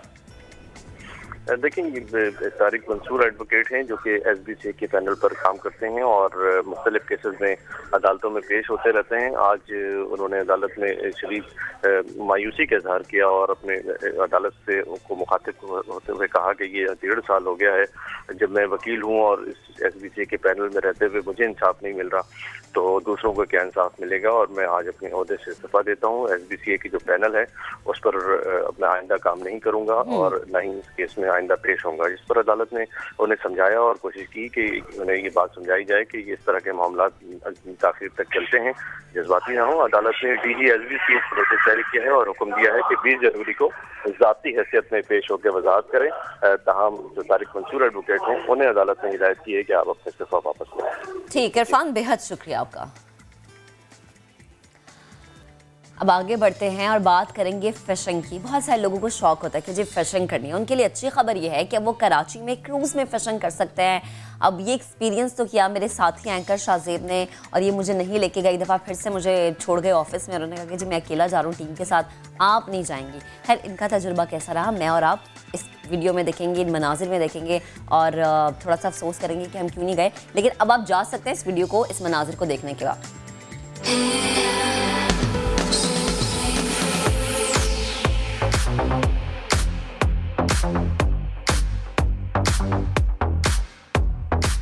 तो जी आज हम आपको बताने जा रहे हैं कि कराची में वो लोग, वो अफराद जो फिशिंग का शौक रखते हैं उनके लिए नादिर मौका है, क्योंकि आज हम पहुंचे हैं क्रूज में और क्रूज से हम जा रहे हैं डीप सी के अंदर। थोड़ा सा मैं आपको बताना चलूं, समा की टीम ने ये क्रूज ढूंढ निकाला है क्योंकि बताया जाता है कि दिसंबर वो महीना है जो फिशिंग के लिए बेहतरीन है। लेकिन कराची में रहने वाले लोग बड़े परेशान रहते हैं जो फिशिंग का शौक रखते हैं कि हम कहाँ जाए, कहाँ से हमें ये ऐसी क्रूज मिलेगा जहां पर हम जाके फिशिंग कर सकते हैं डीप सी के अंदर। तो हमने वो क्रूज ढूंढ निकाला है कि किमाड़ी से तकरीबन 1 घंटे का फासला तय करने के बाद हम उस डीप सी में पहुंचते हैं जहां पर फिशिंग की जाती है। ये सिंगल स्टोरी क्रूज है, इसमें आप अपने बच्चों के साथ, अपनी फैमिलीज के साथ, अपने दोस्तों के साथ आ सकते हैं, एंजॉय कर सकते हैं इस पूरे ट्रिप को। ये 1 डे ट्रिप आप इसको पूरा बना सकते हैं। अगर मैं आपको थोड़ा सा बताना चलूं, इस वक्त हम तकरीबन डीप सी में जाते जा रहे हैं। हमने आधे घंटे का फासला तय कर लिया है और जब आप किमाड़ी से निकलते हैं तो आपको एक सिक्योरिटी चेक भी होता है जहां पर आपको अपनी आइडेंटिटी के लिए आइडेंटिटी कार्ड्स और सब कुछ रखना पड़ता है। उसके बाद आप सफर शुरू करते हैं डीप सी का और डीप सी में जाने के बाद आप अपनी फिशिंग का जो शौक है उसे पूरा कर सकते हैं। कि ये पूरा क्रूज आपको दिखाया जाए और इस वक्त हम ये तकरीबन डीप सी की तरफ जाते जा रहे हैं। यहाँ की गहराई का हमें अंदाजा हो रहा है यहाँ की लहरों से। तो हम कैप्टन रूम में चलते हैं और जानने की कोशिश करते हैं कि कैप्टन रूम के अंदर क्या क्या है। जी ये है कैप्टन रूम जहाँ पर इस क्रूज को कंट्रोल किया जा रहा है, चलाया जा रहा है। सबसे पहले अस्सलाम वालेकुम, कैसे हैं आप? ठीक ठाक है। अच्छा मुझे बताइएगा कि ये एक तो क्रूज के बारे में बताइएगा, सिंगल स्टोरी क्रूज हमने देखा है, ऐसी क्या खासियत है जब फैमिलीज में ट्रैवल करती हैं तो जब डीप सी में जाता है ये खास क्यों समझा जाता है? खास इसलिए समझा जाता है, ये डीप सी में जाता है ना, ये मजबूत भी बहुत होता है और इससे जो है ना लहरें वगैरह जो है ना उस पर असर नहीं करती। एक और चीज़ मैं आपको बताना चाहता हूँ जो हमारे कैप्टन भी इसकी तस्दीक करेंगे। यहाँ पर एक मशीन लगी हुई है और इस मशीन को कहा जाता है फिश फाइंडर, अगर मैं ठीक कह रहा हूँ। फिश फाइंडर में क्या होता है कि ये आप जैसे जैसे समंदर में ट्रैवल करते जाते हैं, डीप सी में जाते जाते हैं, ये आपको बताता है कि समंदर में कौन सी जगह पर ज्यादा मछलियां पाई जा रही हैं। ये भी हम कैप्टन साहब से इसी कंफर्मेशन कर लेते हैं। जरा बताइएगा इस फिश फाइंडर को कैसे इस्तेमाल करते हैं आप?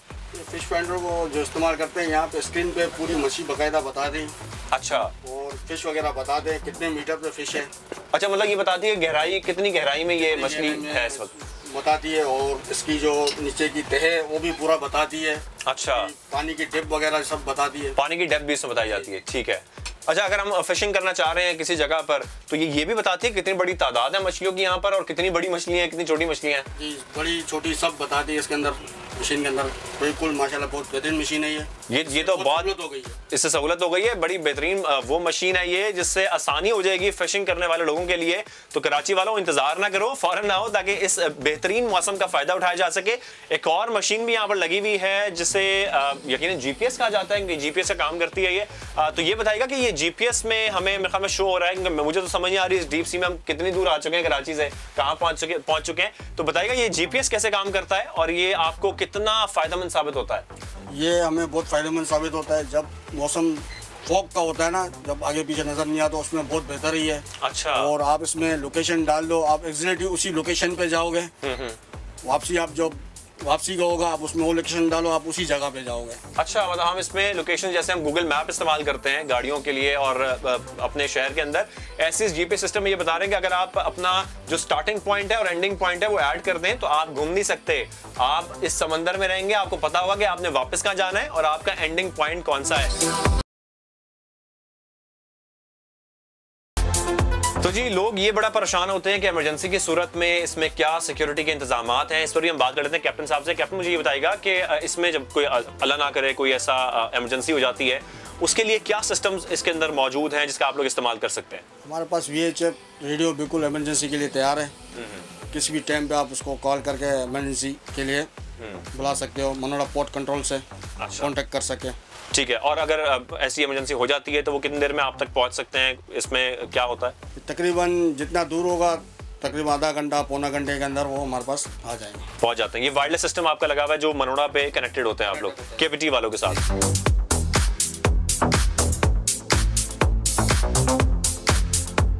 तो जी हमने बड़ी कोशिश की, खासतौर में मैंने, कि कोई मछली हाथ लग जाए, लेकिन ये मछली पकड़ना इतना आसान काम नहीं है। और लेकिन हमने कोशिश नहीं छोड़ी है। हमारी जो टीम है, समा की टीम, और जो इस क्रूज में टीम मौजूद है, वो पूरी कोशिश कर रही है कि मछली कोई हाथ लगे ताकि हम यहाँ पर बारबेक्यू करें और उस मछली को एंजॉय कर सकें। इस वक्त मैं आ गया हूँ थोड़ा रेस्ट करने के लिए इस क्रूज के रूफ टॉप पर, और यहाँ आप देख सकते हैं कि सोफे वगैरह लगे हुए हैं। बड़ा प्यारा यहाँ पर व्यू है जो आपको इस कैमरे की आंख में नजर आ रहा है। और यहाँ पर आप व्यू एंजॉय करें, अपनी पिक्चर्स लें, एंजॉय करें अपने दोस्तों के साथ, और थोड़ा रेस्ट भी कर लेते हैं जब तक एक मछली हमारे हाथ लग जाए, ताकि हमारा ये ट्रिप ज़ाया ना हो। तो जी मैं तो नाकाम कोशिश के बाद पूरे क्रूज का एक चक्कर लगा रहा हूँ ये देखने के लिए कि जो बाकी टीम है हमारी वो क्या करने में मसरूफ़ है, क्योंकि यहाँ की जो शिप की टीम है वो भी कोशिश कर रही है मछली पकड़ने की, और जो हमारे शाहरुख भाई हैं वो पूरी कोशिश कर रहे हैं। इन्होंने कांटा भी फेंक दिया है। शाहरुख, कितनी उम्मीद है कि कोई मछली हाथ लग जाएगी? बड़ी देर से आप मेरे ख्याल में ट्राई कर रहे हैं। उम्मीद का नहीं पता, मेरे साथ तो किस्मत खराब है। बार-बार जो है वो मछली आती है और झींगा खा के चली जाती है, पता ही नहीं चलता। ये किस किस्म की मछली है? सिर्फ झींगा खाने में मसरूफ है लेकिन कांटे में नहीं लग रही है। तो शाहरुख, आप ये जो मछली पकड़ने की कोशिश कर रहे हैं, ये आपने रॉड इस्तेमाल करना सीखी है पूरी? ये बाकायदा अभी ट्रेनिंग हुई है, मैं आपकी भी करवाता हूँ। तो शाहरुख, ये आप कितनी देर से ट्राई कर रहे हैं मछली पकड़ने की? शायद मेरे पास मछली आ गई है।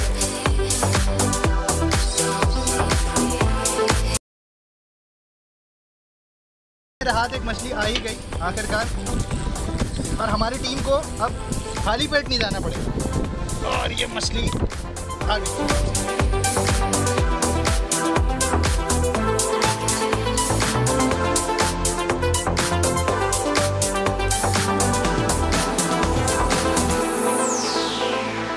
इस क्रूज के टिप पे मैं इस वक्त खड़ा हूँ और यहाँ पर मुझे कुछ याद आ गई टाइटैनिक की, कि उसकी भी कुछ शेप इस तरह की थी और यहीं पे जैक खड़ा हुआ था।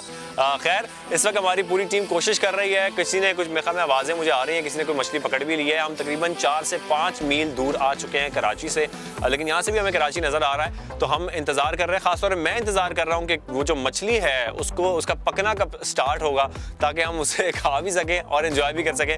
तो इसके पीछे जो मेरे आप व्यू देख रहे हैं, ये वो डीप सी का व्यू है। तकरीबन 4 से 5 मील हम दूर आ चुके हैं कराची से और इस ट्रिप को एंजॉय कर रहे हैं। तो मैं आपसे दोबारा कहूँगा कि इस ट्रिप को मिस ना करें, इस सीज़न को मिस ना करें, ज़रूर अरेंज करें, प्लान करें अपने दोस्तों के साथ, अपनी फैमिलीज़ के साथ, और इस मौके से फ़ायदा उठा सकें, इस चांस से फ़ायदा उठा सकें।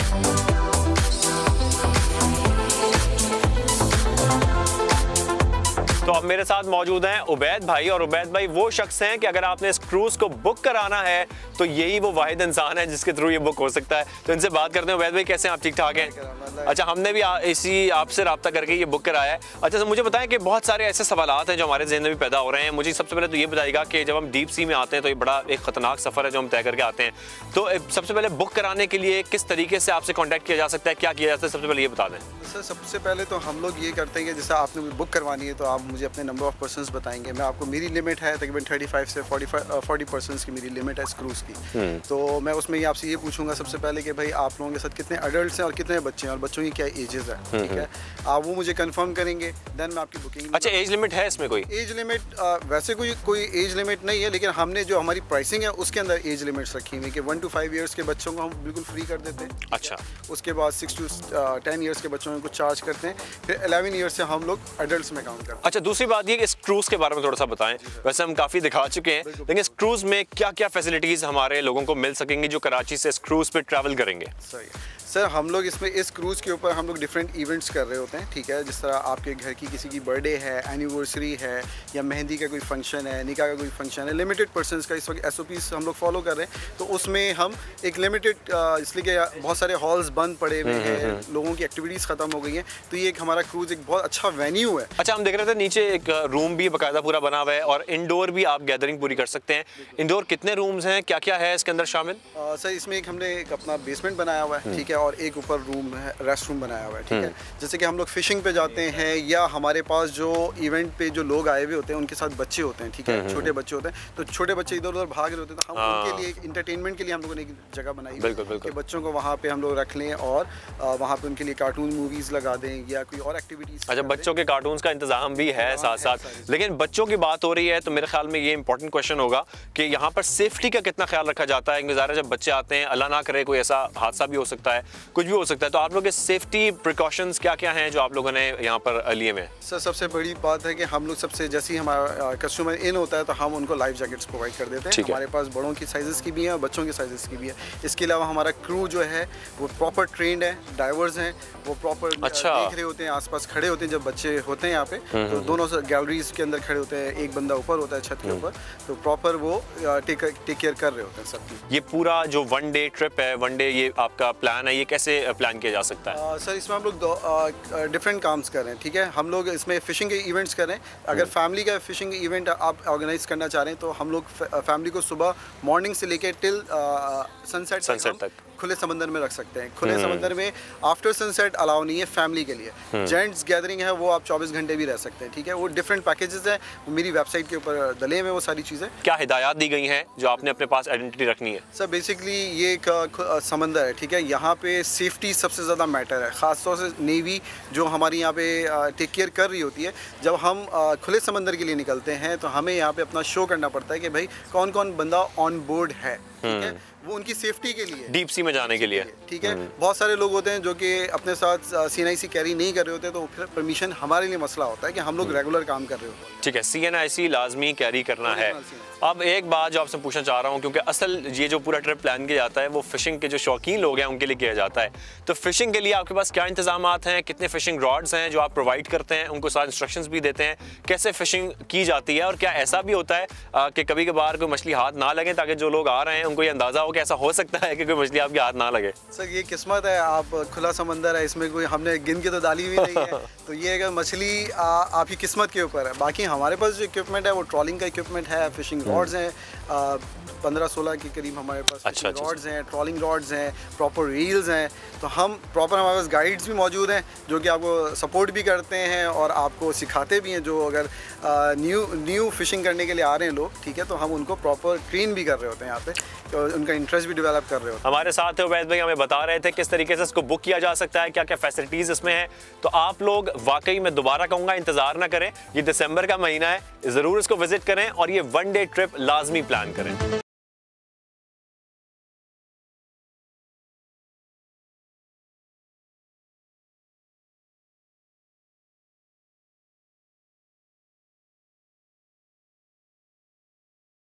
हमारा जो क्रूज ट्रिप है वो इख्तिताम पर पहुंच चुका है और शाहरुख यहाँ बैठे हुए जो अभी तक मछली ग्रिल कर रहे हैं। शाहरुख, अभी भी कोई मछली बाकी रह गई है? मछली आखिरी है, और ये मैं खास तौर पर अपने लिए बना रहा हूँ। इसमें से आपको नहीं मिलेगा, जो पहले बनाई है वो आपकी। अच्छा, और ये कौन सी मछली थी? इसका नाम मैं भूल गया, कोई दंदिया मछली यहाँ पे तैयार हुई है। मछली पकड़ी है बहुत सारी, लेकिन शाहरुख ने जितनी शाहरुख ने मछलियाँ पकड़ी है, ये क्रेडिट इनको जाता है कि उन्होंने तकरीबन कुछ 7-8 मछलियाँ पकड़ ली थी। तो इसके इख्तिताम पर मैं आपसे ये जरूर कहना चाहूंगा कि जब भी इस क्रूज पर आप आए तो कोरोना के SOPs का आपने खास ख्याल जरूर रखना है। और जो हमने विटनेस किया इस पूरे ट्रिप में, वो एक और बड़ी अहम चीज थी, वो ये थी कि ये समंदर गंदा नहीं है, इसमें गंदगी नहीं है। लेकिन जब हम लोग ट्रैवल करते हैं तो हमने इस बात का खास ख्याल रखना है कि हम किसी किस्म का कोई भी कचरा कूड़ा इस समंदर में ना फेंकें, इस समंदर को साफ सुथरा रखें।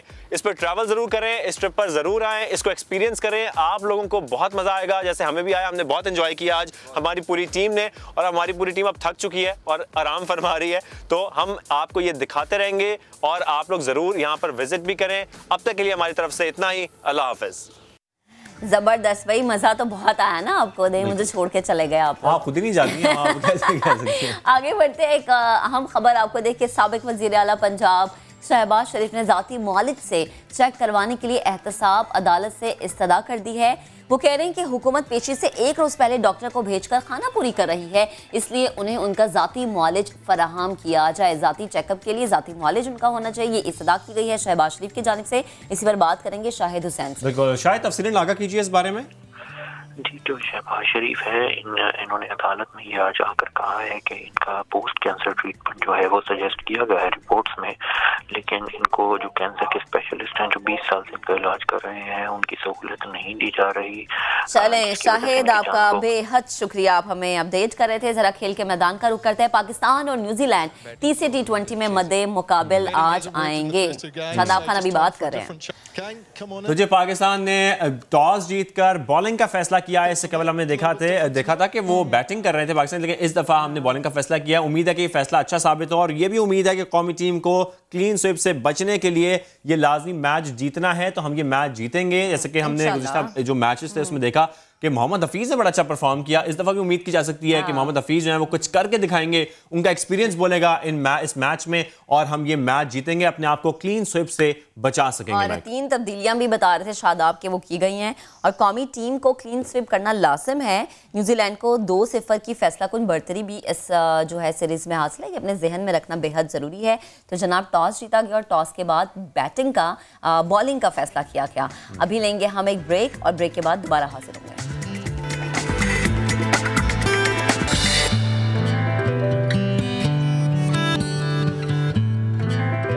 Welcome back. अब हम कुछ बात करेंगे मौसम की। मुल्क के बलाई इलाकों का मौसम ठंडा ठार है। गिलगित बल्तिस्तान बर्फबारी के बाद हसीन मंजर पेश कर रहा है। कराची में 25 और 26 दिसंबर को साइबेरियन हवाएं चलने का इम्कान भी जाहिर किया जा रहा है, मतलब सर्दी में इजाफा होने वाला है। हम कराची जैसे कि हमने देखा था कि जवाद जब हमसे पिछले हफ्ते गुफ्तगू कर रहे थे तो उन्होंने इस बात को वाज़ेह भी किया था कि जो अगला हफ्ता है उसमें सर्दी बढ़ जाएगी। और कराची के बारे में तो कहा जा रहा है कि 3 तक जो है ना दर्जा हरारत जाएगा। तो जनाब, आपको पाकिस्तान के तमाम शहरों की सूरत हाल से मुताल्लिक बताते चलते हैं। कराची हो, लाहौर हो, फैसलाबाद हो, हर जगह पर जो है सर्दी का राज है। लोग जो है मुख्तलिफ तरीक़ों से अपने आप को सर्दी से महफूज रखने की कोशिश कर रहे हैं। आगे बढ़ते हैं, और आगे बढ़ते हुए आपको बताएं कि CPR सांस बहाल करने के लिए सीने पर दबाव डालना, अमूमन ये तरीका इंसानों के लिए इख्तियार किया जाता है, लेकिन ये जानवरों के लिए भी कारआमद है। बिल्कुल, और ये मंजर में हम देख सकते हैं, जो मनाज़र हम आपको दिखा रहे हैं, ये छोटा सा नन्ना सा मुन्ना सा एक एलिफेंट है, एक हाथी है, हाथी का बच्चा है, और जिसको कोशिश की जा रही है उसके सांस को बहाल करने की कोशिश की जा रही है। CPR के थ्रू इसका सांस बहाल किया जा रहा है। करीबी मौजूद डॉक्टर ने किस तरह हाथी को रेस्क्यू किया, ये इसका मंजर हम देख रहे हैं। अभी आपको कराची से खबर देते हैं। कराची का इलाका है मंगोपेर, जहां पर गाड़ी पर फायरिंग का वाकया पेश आया है, जिसमें एक शख्स जान से गया है और दूसरा जख्मी हो गया है। SSP सेंट्रल के मुताबिक मुश्तबा अफराद ने पुलिस एहलकारों पर फायरिंग की थी। तो ये एक अहम खबर है जिससे मुतालिक आपको बता रहे कराची का इलाका मंगोपेर, जहां पर गाड़ी पर फायरिंग का वाकया पेश आया और इस फायरिंग के नतीजे में एक शख्स जाँ बहक और दूसरा जख्मी हुआ है।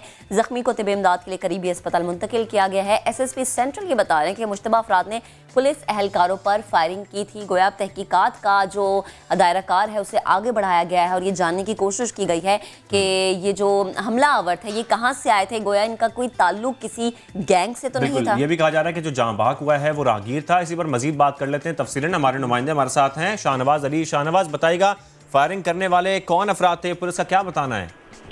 देखिए शाहज़ाद, ये अभी वाक़या थोड़ी देर पहले का है जब मंगोपीर अचानक होटल के करीब एक फायरिंग हुई है जिसके नतीजे में एक शख्स जांबाज की शनाख्त खुदादार के नाम से की गई है जबकि एक शख्स जख्मी हुआ है। जो हमारी SSP सेंटर से बात हुई उनका ये बताना है कि पुलिस नफरी पेट्रोलिंग पर थी जब एक मोटरसाइकिल सवार जो है तो मुश्तबा मोटरसाइकिल सवार थे जिनका पीछा किया जा रहा था। उस दौरान जो है मोटरसाइकिल सवारों की जानिब से फायरिंग की गई और फायरिंग के दौरान जो है ये जो पुलिस नफरी थी वो अपने आप को बचाने की कोशिश करती रही। इस दौरान जो है इनकी जो मुल्जमान थे उनकी फायरिंग से एक शख्स जाँ बहक और एक जख्मी हुआ है। ये कार एक शख्स जाँ बहक हो गया है, एक जख्मी हो गया है। ठीक है शाहनवाज, बहुत शुक्रिया आपका, आप तफसीलन आगाह कर रहे थे हमें। और कराची रहने के लिए बेहतरीन जगह है, ये हम नहीं कह रहे, ये गैलप का सर्वे कह रहा है। महक वो ये बता रहा है कि जिसके मुताबिक ताज़ा सर्वे में ये कहा गया है कि 92% लोगों ने शहर कायद को रिहाइश के लिए बेहतरीन करार दिया है, लेकिन 91% शहरी यहाँ की सफाई की सूरत हाल से मुतमईन नहीं है।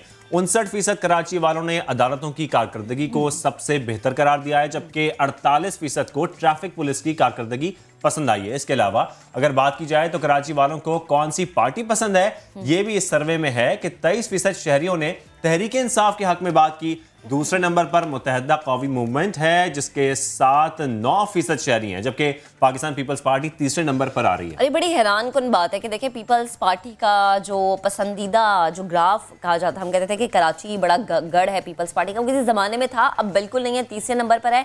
7% लोग ऐसे हैं जो कि इस जमात के साथ हमें नज़र आ रहे हैं। तो कराची से मुताल्लिक सर्वे किया गया और लोग यहाँ पर रहना पसंद करते हैं। चले मुझे लगता है जैसे यहाँ पर बहुत सारी चीज़ें नहीं हैं, चीज़ों का फुकदान है यहाँ पे सड़कों का जो सिस्टम है वो सही नहीं है, ट्रैफिक का सिस्टम उतना बेहतर नहीं है जितना कराची जैसे शहर के लिए होना चाहिए, लेकिन लोगों ने यहाँ पर रहना फिर क्यों तरजीह दिया, ये तमाम तरह मामला, बहुत सारे सवाल हमारे जहनों में। इसी पर बात करने के लिए हमें ज्वाइन किया है executive director Gallup Bilal Gilani sahab ने। बिलाल अस्सलाम वालेकुम, गुड मॉर्निंग, कैसे हैं आप? और सबसे ज़रूरी चीज़ ये जो आपने सर्वे किया इसने मुझे हैरान कर दिया है कि भाई लोग कराची को पसंद करें रहने के लिहाज से, इसके बारे में कहा जा रहा है कि रहा जा सकता है यहाँ पर। इस सर्वे का तरीका कार क्या था और जब सवालात किए गए लोगों से तो उनकी उम्र क्या थी और सवाल किस तरह के थे? जी अस्सलाम वालेकुम, good morning to you as well. जी ये सर्वे हमसे गाए बगाए लोग ये कहते हैं कि कराची मुल्क का सबसे बड़ा शहर है, सबसे बड़ा तजारती मरकज़ भी है, तो कोई सर्वे उसके हवाले से, उसके बासियों की राय के हवाले से, उनके तहफ़्फ़ुज़ात और उनकी ख्वाहिशात के हवाले से भी होना चाहिए। तो हमने ये सर्वे जो है तकरीबन 600 अफराद जो कि 18 टाउन्स में कराची के स्प्रेड ओवर थे उनसे किया। इस पे तमाम एजेस के लोग थे, यंग भी थे, बूढ़े भी थे, एजुकेटेड भी थे, कराची की अमीर आबादियों के भी थे, गरीब कच्ची आबादियों के भी थे। तो एक मजमूई तौर पर कराची की आवाज़ जो है वो हमने इसमें कैप्चर करने की कोशिश की है। अच्छा, ये 600 अफराद का इसका मतलब आपने सैंपल रखा था, आपको लगता है कि सैंपल को अगर बढ़ाया जाए तो ये फिगर्स जो हैं, जो ये हम बातें कर रहे हैं रहने के लिहाज से, ये ज़्यादा क्लियर हो सकेंगी, ज़्यादा अच्छी सामने आ सकेंगी? जी, जो सर्वे करने का तरीका कार है उसमें ये जो 600 अफराद हमने रैंडमली जैसे ऑलमोस्ट लॉटरी के तौर पे किए, तो तकरीबन कराची की आबादी 2 करोड़ अफराद की है, तो उन 2 करोड़ अफराद में से हमने 600 लोग चुन लिए। अगर हम इसमें से 1000 भी लोग चुने या हम इससे 1 लाख भी लोग चुने तो सर्वे के नताइज इससे बहुत मुख्तलिफ नहीं होंगे। ये एक साइंस और स्टेटिस्टिक्स है, प्रोबेबिलिटी है जो दुनिया भर में अप्लाई होती है, सैंपल साइज से उस पर इतना फर्क नहीं पड़ता। सही। अच्छा बिलाल, एक और चीज़, कौन से ऐसे सवाल थे, कौन सी ऐसी चीज़ थी जब शहरियों से पूछी गई तो बड़ा पॉजिटिव रिस्पांस इससे मिला, और कौन सा ऐसा सवाल, ये कौन सी ऐसी चीज़ जिस पे नेगेटिव रिस्पांस मिला कि लोग नाला नजर आए उस चीज़ से?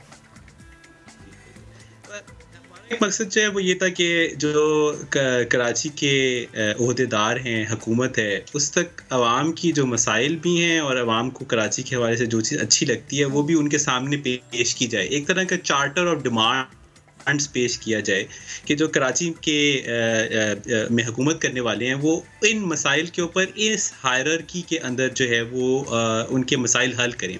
तो सबसे पहले मसाइल पे बात कर लेते हैं। जो लार्जेस्ट इशू हमें लोगों ने कहा वो पानी का है।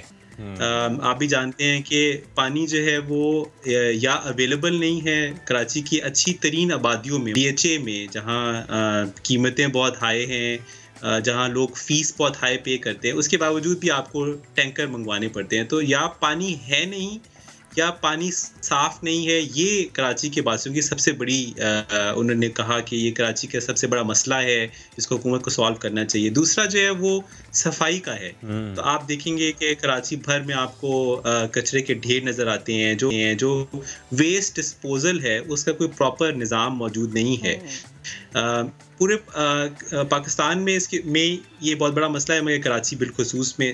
और तीसरा जो है वो बिजली का मसला लोगों ने हमारे सामने रखा कि यहाँ लोड शेडिंग जो है वो बहुत तंग करती है। बहुत इलाकों में पनिशमेंट के तौर पे कि ये इस करे, हालांकि उनका कसूर नहीं है, उनके आसपास कोई बिजली चोरी कर रहा है मगर उनको भी इसका करना पड़ा है। और चौथा जो है वो रोड इंफ्रास्ट्रक्चर है और ट्रांसपोर्ट की सहूलियात की कमी है। 40% लोगों ने ये कहा कि वो पब्लिक ट्रांसपोर्ट इस्तेमाल करते हैं, जो कि किसी भी शहर के लिए बहुत बड़ी अमाउंट है। इसमें ख़वातीन की भी एक बहुत बड़ी शरह ने हमें कहा कि वो पब्लिक ट्रांसपोर्ट इस्तेमाल करते हैं मगर उसकी जो क्वालिटी है और अवेलेबिलिटी है वो बहुत ही कम है। तो 4 मेन इश्यूज कराची के बाद। अच्छा, ये तो बातें होंगी सारी मसाइल की कि जो मसाइल हैं वो क्या हैं। सफाई का मसला है, पानी का मसला, उसके बारे में क्या था। कुछ पॉलिटिकल पार्टीज के बारे में भी आप लोगों ने सर्वे किया, किसको फेवरेट करार दिया गया और क्यों दिया गया, इसके बारे में क्या सवालात हुए? जी बिल्कुल, हमने लोगों से ये सवाल पूछा कि आप अगर इलेक्शंस हों कराची में तो आप किस पार्टी को वोट देंगे। तो इस पे रिजल्ट्स वो कुछ हद तक शॉकिंग भी हैं, कुछ हद तक कंटिन्यूटी में भी हैं। तो लार्जेस्ट जो नंबर्स थे वो 17% लोगों ने ये कहा कि वो पाकिस्तान तहरीक इंसाफ को वोट देंगे। आप अगर 2018 के इलेक्शन में कराची में जो वोट डाले गए उसके तनासुब से देखें तो वो 31% लोगों ने PTI को वोट डाला था। तो हालांकि PTI अभी भी कराची की सबसे मकबूल जमात है मगर उसकी मकबूलियत में एक्चुअली कमी आई है। जो पार्टियां जिन्होंने गेन किया है उनमें पाकिस्तान मुस्लिम लीग नून है, जो कि इंटरेस्टिंग चीज़ है। मुस्लिम लीग नून ने 2018 के इलेक्शन में 8% वोट लिए थे। अब 13% लोग ये कहते हैं कि वो PMLN को वोट देना चाहते हैं। इसी तरह 13% पीपल्स पार्टी के वोट हैं, इनको तकरीबन 12% वोट मिले थे। तो तकरीबन पीपल्स पार्टी उतनी ही इम्पोर्टेंट है। पीपल्स पार्टी के हद तक ये थोड़ा इम्पोर्टेंट है कि पीपल्स पार्टी की ऑल कराची सपोर्ट नहीं है, उसकी पॉकेट्स में सपोर्ट है मगर एक कराची वाइड सपोर्ट नहीं है।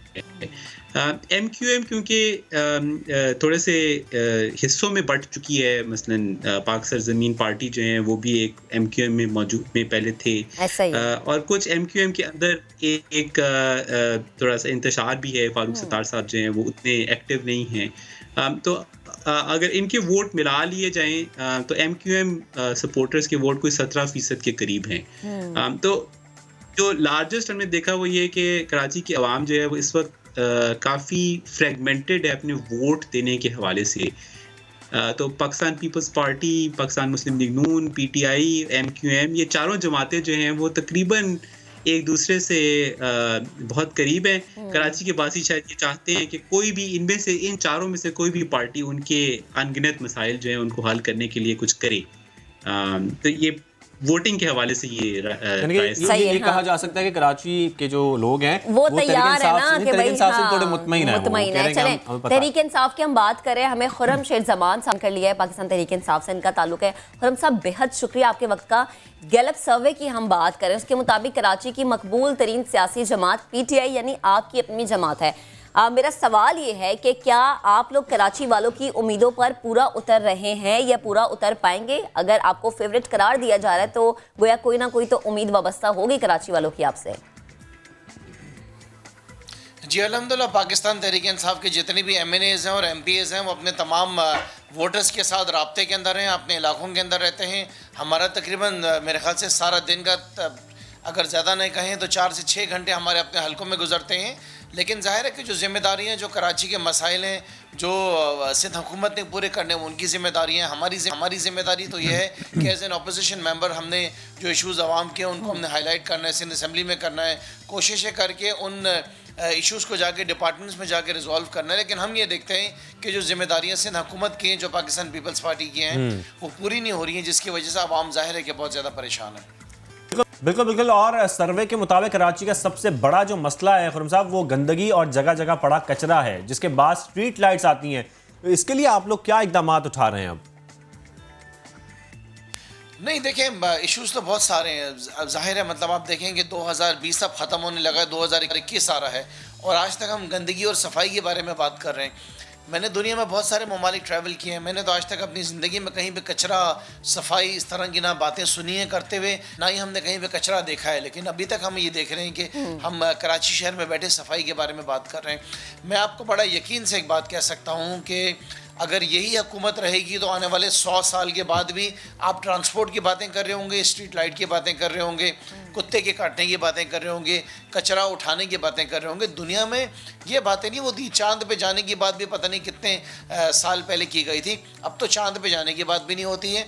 तो आज तक हम जो हैं यहाँ पे कराची में बैठे ये बातें कर रहे हैं कि कराची की सफाई किस तरह होगी, कचरा किस तरह उठाएगा। तो मेरे ख्याल से इसके ऊपर तो पाकिस्तान पीपल्स पार्टी को अवार्ड मिलना चाहिए कि आज तक वो सफाई नहीं कर सके। सो जो हुकूमत कचरा ना उठा सके, सफाई ना कर सके, क्लीनिनेस का मैं बिल्कुल देख रहा था, सर्वे देख रहा था, जिसमें सबसे पहला 91% लोगों ने कहा कि शहर कराची के अंदर जो सफाई के बड़े मसाइल हैं, सफाई होनी चाहिए। तो एक बहुत बड़ा फेलियर है मैं समझता हूँ। और मैं ये इस बात पर यकीन करता हूँ कि पाकिस्तान पीपल्स पार्टी काबिलियत रखती नहीं है कि वो कचरा उठा सके। बिल्कुल। और खुर्रम साहब, आपने कहा कि लोग चांद पे जाने की बातें करते हैं, वो इसलिए करते हैं क्योंकि उनके पास इस तरह के मसाइल नहीं है। कराची वालों की तो किस्मत में ना ऐसे मसाइल। एक मसला स्ट्रीट क्राइम का भी है जिसकी रेशो दिन पर दिन बढ़ती जा रही है और शहरी इससे परेशान है। इस पर वज़ीर आज़म की तवज्जो दिलाई आपने, या इसका कोई हल निकाला आपने, या आने वाले वक्त में कोई हल निकाला जाएगा? देखिए, क्राइम तो डेफिनेटली बहुत ज़्यादा बढ़ गया। और अगर मैंने कुछ दिन पहले CPLC का पूरा एक चार्ट देखा था जिसका कंपैरिजन पिछले 2019 से था, उसके अंदर हम ये देख रहे थे कि वाकई में जो आपकी गन पॉइंट पे जो मोबाइल छिन जाते हैं, ख़वातीन के पर्स छिन जाते हैं, इस तरह की वारदातों के अंदर बहुत ज़्यादा उसका जो क्राइम रेट है बहुत ज़्यादा बढ़ गया। उस सिलसिले में हमने AIG कराची से मुलाकात की है। कंटिन्यूस बेसिस पे जो एरिया के DIGs होते हैं, SSP होते हैं, उनसे भी हमारी मुलाकात होती रहती है। लेकिन डेफिनेटली वंस अगेन देखें, क्राइम का जो स्ट्रीट क्राइम का जो चैप्टर है वो प्रोविंशियल गवर्नमेंट का है। ये जिम्मेदारी वज़ीर आज़म की नहीं है कि कराची शहर की गलियों में अगर वारदातें हो रही हैं, जिम्मेदारी पाकिस्तान पीपल्स पार्टी की हुकूमत की है। और हम उनसे मुलाकात करते रहते हैं जो एरिया के पुलिस ऑफिसर्स होते हैं, और ये डेफिनेटली एक बहुत बड़ा मेजर इशू है जिसको आज के इजलास के अंदर भी हम उठाएंगे। ठीक। खुर्रम शेरज़मान साहब हमारे साथ मौजूद थे और बिलाल गिलानी भी अभी स्टिल हमारे साथ है। तो जाते जाते बिलाल से भी एक कमेंट ले लेते हैं। बिलाल, जैसे कि खुर्रम साहब बात भी कर रहे थे, आप मुझे ये बताइएगा कि जब आप सर्वे कर रहे थे तो क्या लोगों ने ये कहा या लोगों की ये राय आपको सामने मिली कि जनाब ये तो सूबाई हुकूमत की जिम्मेदारी है, ये विफाकी हुकूमत की जिम्मेदारी नहीं है, या फिर शहरी आपको एक पार्टी से उम्मीदें वाबस्ता किए हुए नजर आए?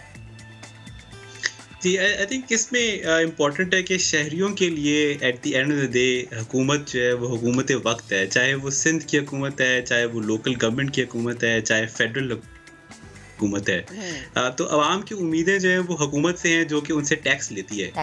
और उनकी उम्मीदें यही हैं कि वो उनके टैक्स के मनी को उनके शहर पर खर्च करें। ये इम्पॉर्टेंट बात है कि कराची शहर जो है वो पूरे पाकिस्तान को ना सिर्फ इनकम टैक्स बल्कि कस्टम्स टैक्स, सेल्स टैक्स जमा करके देता है।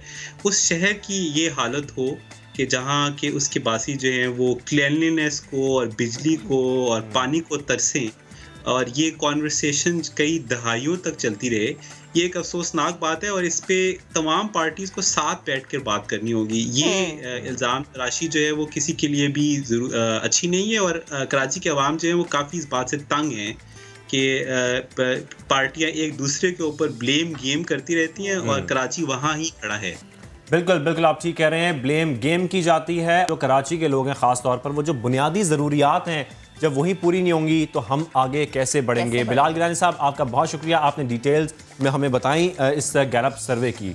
और बस प्रोग्राम अभी पहुंचा अपने अख्ताम को, कल आपसे दोबारा मुलाकात होगी। जाते जाते पैगाम आपके लिए ये है कि मास्क ज़रूर लगाएं, समाजी फासले का ख्याल रखें, अगर ज़रूरी नहीं है तो घरों से बाहर ना निकलें, अगर बहुत ज़रूरी है तो सैनिटाइज़र, मास्क वगैरह हर चीज़ अपनी एहतियात के मुताबिक ज़रूर अपनाएं। इंशाल्लाह आपसे कल फिर मुलाकात होगी। अपना बहुत सा ख्याल रखें। अल्लाह ने के बाद।